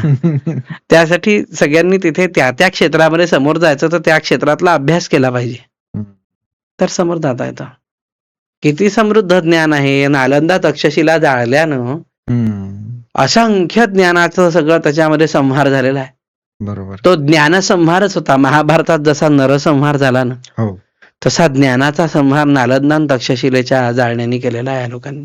कारण त्यांना ते बघवत नव्हतं भारतामध्ये असलेली ती हुशारी, चाणक्य बुद्धिमत्ता. एक मनुष्य तेथे बसल्यानंतर 10,000 मंत्र एका बैठकीमध्ये घडघड घडघड म्हणतो, म्हणजे गंमत आहे का? नालंदा तक्षशिला जे जाळण्यात आलं आपलं, तर ते जे ज्ञान होतं त्याची सेकंड कॉपी कुठे अरेंज करून नव्हती ठेवली बहुतेक त्यावेळेस. अरेंज करून नाही होणार. याचं कारण असं की वैदिक आपल्या या सगळ्या धर्मावरती ग्लानी येण्याचं कार्य पुष्कळदा झालेलं आहे. आसुरी आक्रमणामध्ये सुद्धा तसंच होत गेलेलं आहे. पौराणिक कालखंडामध्ये सुद्धा, ब्रह्मदेवाच्या कालखंडामध्ये सुद्धा ब्रह्मदेवाचे बरेच वेद इतरांनी गिळंकृत केले, किंवा ते ऋषीमुनी जे होते ज्यांना यायचे त्यांना त्यांच्या यज्ञामध्ये व्यत्यय आणायचे आणि त्यांचा शिरच्छेद करायचे की हा कोणाला शिकवू नये. ज्यांना ज्यांना येत होते त्यांच्या सगळ्यांच्या जीभच कापल्या, काय शिकवतील दुसऱ्यांना. असे सगळे छळ मांडले यांनी. पण तरी तो धर्म इतका प्रबळ आहे की ते कुठून ना कुठून तरी तुम्ही अगदी त्या झाडाला छाटलं ना की चौपट त्या पालव्या घेऊन ते परत फुटतं. हम्म. त्याच्यामुळे हा नष्ट होण्याच्या मार्गावर नाही, त्याला ग्लानी येणं शक्यच नाही. कारण आमचा भगवंत सांगतो की जेव्हा ग्लानी आली, यदा यदा ही धर्मस्य ग्लानिर्भवती भारत, अर्जुनाला सांगितलेलं आहे गीतेमध्ये. त्या वेळेला मी जन्म घेणार. अभ्युत्थानम धर्मस्य तदात्मानं सृजाम्यहम. आणि काय येणार? परित्राणाय साधूनाम. कारण साधू लोक काय करतात? सज्जनतेचं प्रतीक असलेले विशुद्ध ब्रह्माची उपासना करतात, ज्ञान पुढच्या पिढीपर्यंत पोहोचवतात, सात्विक वागतात. सांगितलंच पाहिजे असं नाही, वागण्यातून सुद्धा समोरच्याला कळतं. विनाशाय च दुष्कृताम धर्मसंस्थापनार्थाय संभवामि युगे युगे. प्रत्येक वेळी मी येणार. म्हणजे एक ईश्वरीय कार्य, अशी योजना ती प्रत्येक युगामध्ये करून ठेवलेली आहे भगवंतानी. आता दशावतारच इथे सांगितलेले आहेत. मुळात भागवतामध्ये 24 अवतारांचं मुख्य 8 म्हणजे 28 अवतारांचं वर्णन आहे. अच्छा. मग हे दशावताराची कन्सेप्ट कुठून आलेली आहे? हे प्रसिद्ध असलेले आहेत. बरं. व्यासांना सुद्धा विष्णूचा अवतार म्हटलेला आहे. अच्छा. इंटरेस्टिंग. तर तो खूप एक विस्तृत विषय आहे त्या ठिकाणी असलेला. एकातून एक उलगडत गेलो की सगळं उलगडतच जातं वरती. एखाद्या वेळेला फक्त भागवतावर चर्चा करण्यात यावी. नक्की तुम्ही निमंत्रण द्या. हो. आम्ही अगदी अगत्याने येऊ. बिलकुल बिलकुल. भागवत फार अप्रतिम आहे. हो. कीर्तनकारांचा प्राण आहे. प्राणच कीर्तनकारांचा, मेवा कविवर संतांचा, जणू बोधाचा स्वयंप्रभेचा, द्वादश कळीचा, रवी अंतरीचा तमहर्ता, असं भागवताचं वर्णन आहे. आणि ग्रंथ नव्हे हा श्रीकृष्ण. हा ग्रंथ म्हणून नाही, तो प्रत्यक्ष कृष्णच आहे. गीते वेधी मनपूर्ण, अनन्य होता या शरण, खचित टळे जन्म मरण. मरणाची भीती जाते. लोक म्हणतात की इतकं पुण्य केलं, मग आता आम्हाला काय मरण येणार नाही का? मरण येणार आहे, पण ते सहज गतीने येणार आहे, त्रासाने नाही. कारण शेवटी परमार्थात काय मागितलं आहे की अनायासेन मरणम, सहज गतीने मरण आलं पाहिजे. विना दैन्येन जीवनम. ते सगळं असं श्रीमंत होऊन मेलं पाहिजे माणसाने, गरीब राहून नाही. आणि देहांते तव सान्निध्यम, या देहाच्या शेवटी तुझं सान्निध्य असू दे, देही मे परमेश्वर. हे मला सगळं असलं पाहिजे. अगदी सहज गतीने त्या ठिकाणी मागणं मागितलेलं आहे. ज्ञानोबांनी ते सगळं उचललेलं आहे. येणेवरे ज्ञान देवो सुखी या झाला. नक्की नक्की आपण एकदा करू, भागवतावर शेड्यूल करू. नक्की. तर आता शाळांमधनं, आता तुम्ही पण शिक्षक आहे ना, शाळांमधनं तर अध्यात्म पूर्ण मायनस झालेलं आहे. म्हणजे शाळा आणि अध्यात्म याचं काहीच कनेक्शन नाहीये. तर त्याबद्दल तुमचं काय मत आहे? शाळेने स्वतः जनजागृती करून आपल्या भारतातल्या असलेल्या परंपरा सगळ्या विद्यार्थ्यांच्या समोर आणल्या पाहिजे. विद्यार्थ्यांना भारतामध्ये काय होतं काय नाही, म्हणजे जे फक्त तिथे सांगतात की हुमायूं इतका पराक्रमी होता, अकबर बिरबलाच्या कथा ज्या अभ्यासामध्ये सांगितल्या जातात, त्याच्यावरती माझा तर अगदी स्पष्टपणे आक्षेप आहे की प्रत्येक वेळी तेच विद्वान नव्हते या भारतामध्ये, की अढळ स्थानावरती पोचलेला ध्रुवबाळ सुद्धा होता. आणि निस्सीम भक्ती करणारा तो प्रल्हाद सुद्धा होता, की ज्यांनी त्या परमेश्वराला आपल्या स्वतःच्या रक्षणासाठीच नाही तर धर्माच्या रक्षणासाठी विचित्र रूप घ्यायला लावलं. सहज शक्य नव्हतं ते घेणं. बरोबर. तर त्याच्यामुळे हे सगळं अभ्यासामध्ये समाविष्ट झालं पाहिजे. किती दिवस तुम्ही त्यांना ट्विंकल ट्विंकल लिटिल स्टार सांगणार? अहो, आमचे स्टार लिटिल नाहीच आहे, ते जवळ जाऊन पाहिलं तर इतके ह्यूज आहेत की ते दुरून दिसताना लिटिल दिसतात. पण त्यांचं सगळं ते अभ्यासक्रमात समाविष्ट केलं, त्यांना खरं सांगितलं तर कळेल. हे अगदी विद्यार्थ्यांना सगळं सांगितलं पाहिजे. ते जडणघडणाची अवस्था असते, सर्वांगीण विकास तिथे असतो आणि खरी गोडी तिथून निर्माण होते. बरोबर. अभ्यासक्रमात हे सगळं समाविष्ट केलं पाहिजे. मराठीमध्ये उत्तम दर्जाचं काव्य वापरल्या गेलं पाहिजे. काय काय विचित्र काव्य वापरतात हो. अगदी कविता आहे की धडा काही कळतच नाही. काय सुंदर कविता होत्या त्या. शरआला तो धावून आला काळ, विव्हळला श्रावण बाळ. त्या श्रावण बाळाची कविता म्हणजे ती शिकवताना सुद्धा की समोरच्या विद्यार्थ्याच्या डोळ्यामध्ये पाणी यावं. अगदी आपल्या स्वातंत्र्यवीरांची साधी कविता जर घेतली तर आता ही हृदयनाथजींनी बसवलेली चाल जी आहे ती फार सुंदरच आहे. मंगेशकरांनी बसवलेली चाल, लताबाईंनी सुद्धा बसवलेली. पण जी मूळ ओरिजिनल चाल आहे त्याची ती काय सुंदर आहे. नेम जसी ने परत मातृभूमीला, सागरा प्राण तळमळला. त्या रसामध्ये ते काव्य शिकवणं म्हणजे त्या विद्यार्थ्याच्या मनावरती ते बिंबवलं जातं की किती त्रास त्यांनी भोगला असेल उडी मारल्यानंतर. हे तुम्ही केव्हा सांगणार विद्यार्थ्यांना की काय सुंदर कविता होत्या त्या, की रसपूर्ण असलेलं ते काव्य. श्लोक सुद्धा तसेच होते, अभंगवाण्या तशाच होत्या. आता फक्त काय तुकोबांची एखाद दुकट अभंगवाणी, पण काही काही इतक्या विचित्र काव्यांच्या सगळ्या पंक्ती त्याच्यामध्ये वेसे घालतात की ते शिकवताना सुद्धा खराब वाटतं. रस नाही, रीत नाही, अलंकार नाही, त्याला काय काव्य म्हणायचं. अहो कोशिंबीर ती कोशिंबीर होतं, भाजी ती भाजीच. कोशिंबीर फक्त तोंडी लावावी, तसे तो मुक्त छंद आहे. त्याला अगदी थोडं ठेवून बाकीच्या रसप्रधान काव्यांचा सगळा तो भाग तिथे आला पाहिजे. विज्ञानामध्ये सगळं एन्शियंट इंडियन सायन्स आणा ना. आता मेडिकल सायन्स मध्ये सुद्धा त्या ठिकाणी म्हणजे बाबासाहेब आमटे जे होते आनंदवनाचे, त्यांची माझी भेट झाली त्यावेळेला, त्यांची माझी चर्चा झाली होती. ते म्हणाले की म्हणे नातवा म्हणे लई हुशार झाला म्हणे तो एकदम. मी म्हंटल सगळे तुमचे आशीर्वाद. तर म्हणे एक मला सांग म्हणे की जुन्या काळामध्ये स्टिचेस कशा घालायचे म्हणे. तर त्यांना आयुर्वेदातला तो पुरावा चरक संहितेतला दाखवला होता की खेकड्याचे जे चिमटे असतात ना, तो खेकडा अगदी त्या जखमेजवळ न्यायचा आणि दोन असलेल्या त्या काड्यांनी ते मांस असं दाबून धरायचं आणि खेकड्याने त्याच्यावरती चिमटा मारला की त्या खेकड्याचा पाय मोडायचा. अच्छा. खेकड्याची पकड इतकी पक्की असते की ती मांस जुळवून मग तो खेकडा जर दुभंगवून बाहेर काढला मग त्या आजूबाजूच्या जखमा सगळ्या बसतात बरोबर. आणि बारीक जर असतील तर मुंगळ्यांचा एक प्रकार आहे. मोठे मुंगळे जे असतात त्या मुंगळ्याचा सुद्धा त्याला त्याने डंक मारला की त्याचं बरोबर अर्धा भाग तोडायचा. असे स्टिचेस घालण्याची पद्धत सुद्धा होती जुन्या कालखंडामध्ये. ऑपरेशन्स होते सगळे. आता एक राणी विश्पलेचा इतिहास आहे ऋग्वेदामध्ये आलेला. त्या राणी विश्पलेची प्लास्टिक सर्जरी झाली होती त्या कालखंडात. तिला लोखंडाचा पाय बसवल्याचा उल्लेख आहे. मग केव्हा होतं हे सगळं? हे आणा ना सगळं सायन्स मध्ये. It's a part of biology. वनस्पती शास्त्र सुद्धा त्यावेळेला किती सुंदर उपलब्ध होतं. जम्बूद्वीप, आमच्या भागवतामध्ये असं वर्णन आहे की आंब्याच्या रसाची नदी, जांभळाच्या रसाची नदी, नद्याच्या नद्या, म्हणजे किती फळ असतील त्यावेळेला.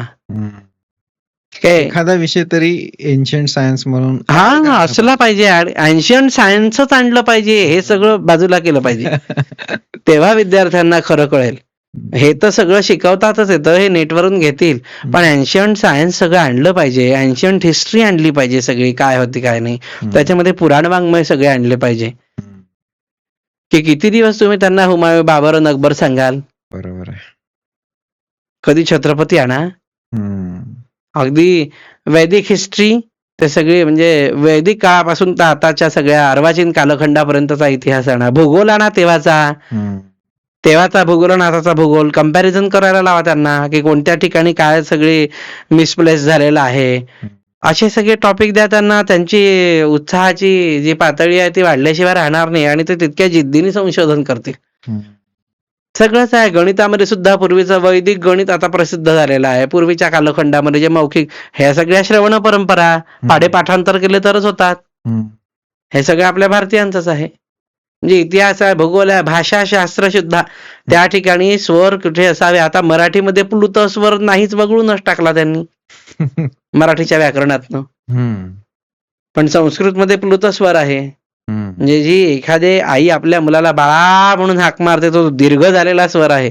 अति दीर्घात प्लुतो भवेत. अति दीर्घापासून तो प्लुत झालेला स्वर आहे. तर असे सगळे ते हे सगळं आणायला पाहिजे आता. म्हणजे एखादं, मला तर वाटते पुढे मागे एखाद्या पुढाऱ्यांनी, एखाद्या नेत्याने सगळ्या भारतीय सगळ्या असलेल्या आधारभूत घटनांवर, इतिहासावरती, शासनावरती एखादी अशी शाळा काढावी की सिलेबसच सगळं असा असला पाहिजे. कारण आता बाकीचं सगळं तर भरपूर आहे, पण विद्यार्थ्यांना कळलं तर मग त्याच्यावरती आणखीन रिसर्चला स्कोप आहे. बरोबर. प्रत्येकाचा बघण्याचा अँगल वेगळा आहे ना. तर या क्षेत्रात जसं इतिहासात किंवा विज्ञानात, गणितात PhD वगैरे होते, तर या क्षेत्रात असं काही मेनस्ट्रीम मध्ये अवेलेबल आहे का? वेदशास्त्रात भरपूर आहे, भरपूर आहे. PhD वगैरे हो, available आहे. अच्छा. किती टॉपिक्स आहेत. नाही, टॉपिक्स आहेत, पण आता PhD अशी अवेलेबल आहे का आता? हो, करता येते ना, अच्छा, करता येते ना. केंद्रीय संस्कृत जे विद्यालय आहे आपलं, तिरुपतीचं संस्कृत विद्यापीठ आहे, अच्छा. काशीचं आहे, इथे अजूनही ग्रंथ आहेत. अच्छा. तिथे शिकवणारे आहेत, गाईडही आहेत तिथे, पण करणारेच नाही तर ते रिकामे बसलेत. शिकवायचं कोणाला? आता असं बिलकुल भुर्र मिक्सरचं बटन दाबल्याबरोबर गर्र फिरलं पाहिजे तशासारखं सगळं झालेलं आहे. त्याच्यामुळे इतक्या याच्यामध्ये त्या क्लिष्ट भागामध्ये जायला नाही, पण ज्या विद्यार्थ्यांना खरंच ती सगळी जिज्ञासा आहे ना, त्या विजय किशोरनी त्या ठिकाणी नक्की जावं. हे सगळे दालनं उघडे आहेत. बरोबर. अहो, फीज नाही आहे तिथे, फीज नाही आहे, फुकटात शिकवायला तयार आहे. नागपूरलाही आपल्या एक वेधशाळा होती, ती आता सुरू आहे की ती बंद झालेली? नागपूरची जी वेधशाळा आहे ती काही प्रमाणात सुरू आहे आणि काही प्रमाणात बंद, म्हणजे काही वर्ग होतात तिथे, गुरुजी शिकवतात, नंदनगिरी गुरुजी आहेत. अच्छा. त्यांच्या सगळ्या याच्यामध्ये त्यांनी घेतली आणि छान चालवतात. अच्छा. भरपूर आहेत. आर्वीकर गुरुजींची पण छान सुरू आहे वेदपाठशाळा. अच्छा. इकडे आपल्या वडधामण्याकडे जर गेलं तर पांढरेकर गुरुजी पण छान विद्यार्थी घडवतात तिकडे. त्यांची पण वेदपाठशाळा सुरू आहे. एक आपल्या आता दक्षिणामूर्ती मंदिरात होऊ घातली आहे. अरे वा. आता जे भव्य भवनाचं निर्माण सुरू आहे त्यामध्ये सुद्धा वरती वेदपाठशाळा गडकरी साहेबांनी देणगी दिली आपल्या देवस्थानला. बऱ्याच लोकांनी पण हातभार लावले. तर त्याच्यामध्ये तिथे पण आपण वेदपाठशाळा आणि सगळ्या दर्शनशास्त्राची शाळा आपण वरती काढणार आहे. खूप इंडियन फिलॉसॉफी जी आहे ती सगळी ऍक्च्युअल काय आहे त्याच्यावरती तिथे सेशन्स होणार आहेत फ्री ऑफ कॉस्ट स्टुडंट्ससाठी, आणि त्यांना याची सगळी ओळख करून द्यायची. खूपच चांगली न्यूज दिली तुम्ही आज. हे सगळं तिथे होणार आहे. सेशन मोठे मोठे विद्वान आपण बोलावणार आहोत तिथे. आणि बाळशास्त्री हरदास मेमोरियल ट्रस्ट एक फॉर्म करणार आहे आता, आणि त्या ट्रस्टच्या माध्यमातून सगळे तिथे असे सगळे मोठे मोठे वक्ते बोलावून सुंदर इंडियन कल्चर काय आहे, इंडियन सायन्स काय आहे, इंडियन मायथॉलॉजी काय आहे, फिलॉसॉफी काय आहे, हे सगळ्याचं इंट्रोडक्शन तिथे होणार आहे. आधी इंट्रोडक्शन मग डिटेल. क्या बात. असा सगळा तो प्रकल्प आहे. आता बघू परमेश्वर किती साथ देतो, आणि देईल. सत्य संकल्प असला की तो परमेश्वर साथ देतो. नक्कीच. तर आता फक्त जाता जाता जेनझीला जर अध्यात्माशी कनेक्ट व्हायचं असेल तर त्यांच्यासाठी काय मेसेज आहे? संदेश फक्त इतकाच आहे की घरामध्ये रसपरिपोष झाला पाहिजे भक्तीचा, आणि आपणच आपल्या मुलाला देवळात नाही नेलं, वाढदिवसाच्या दिवशी अक्षवाड न करता केक कटिंग केलं, तर त्याला इंडियन कल्चर काय कळणार आहे? आपण जर स्वतःमध्ये परिवर्तनाची सुरुवात ही स्वतःपासून केली पाहिजे तर पुढची पिढी बदलते ना. की प्रसाद आणून जर हातावरती दिला आणि घरामध्ये जर उदबत्तीचा सुगंध असला तर ते वातावरण ऑटोमॅटिक तयार होतं. त्याला काही ते मुलं बरोबर ग्रास्प करतात. हातावरती प्रसाद आणून ठेवल्यानंतर तो आंघोळीने खाऊ नये हे अगदी सामान्य ज्ञान त्याला होतं आणि तो लगेच आंघोळीला जातो. डायनिंगवर ठेवलेला प्रसाद घेतो मग खातो. तर ही सगळं सुरुवात ती तिथून झाली पाहिजे. परिवर्तन जगाचा नियम आहे. पुढारलेल्या सगळ्या अवस्थेमध्ये पुढे जायचं, पण आपण त्यांना वळण लावणं, कारण मुलं काय चिकणमातीचा गोळा असतात, आकार दिला तसा घेतात. तुम्ही त्यांना पाळणाघरात ठेवलं की ते तुम्हाला वृद्धाश्रमात ठेवतात. त्याच्यामुळे जसं पेरलं तसं उगवतं. तर त्यांना घडवतानाच या पद्धतीने आपण घडवलं पाहिजे. ज्या ज्या घरामध्ये मनाचे श्लोक सगळे म्हटले जातात किंवा अजूनही म्हटले जातात त्या घरामधलं वातावरण बघा तुम्ही, आणि ज्या घरामध्ये सकाळी उठून धागडधिंगा असतो सगळा, टीव्ही लावून पॅरेंट्स बसतात, त्या घरातलं वातावरण बघा. दोन घराण्यांमध्ये फरक असतो. तर परिवर्तन करत असताना ते स्वतःपासून केलं पाहिजे. तर ही परिवर्तन करत असताना स्वतःपासून केलं तर पुढची पिढी नक्की आल्याशिवाय राहणार नाही. मुलांच्या कपाळाला टिळा लावला ना दुसऱ्या दिवशी आपण होऊन टिळा लावतात. आपण इंट्रोडक्शनच नाही त्यांना करून दिलं, इंट्रोच नाही झाला कोणत्या टॉपिकचा, तर ते काय फॉलो करतील? मग ते जे बाहेर दिसतं त्याच्यावरती ते लुब्ध होतात. मग तर म्हणून प्रत्येकाने आपल्या पुढच्या पिढीला संस्कारयुक्त असं मार्गदर्शन करून घडवलं पाहिजे. त्यासाठी स्वतः संस्कारित असलं पाहिजे. आणि शेवट गोड करी, शेवट मग गोड होतो चांगला. त्यासाठी तो जिव्हाळा आपण त्यांना लावला तर ते आपल्याला लावतील, आपण त्यांना वेळ दिला तर ते आपल्याला वेळ देणार आहे. तुम्ही जर मोबाईलमध्ये शिरून बसाल आणि त्यांच्याकडनं अपेक्षा कराल म्हातारपणी की आणि मला वेळ दिला पाहिजे, तर चौपट मोबाईलमध्ये बसेल तुमच्यापेक्षा. तर म्हणून आपण त्यांना ती गोडी लावली पाहिजे.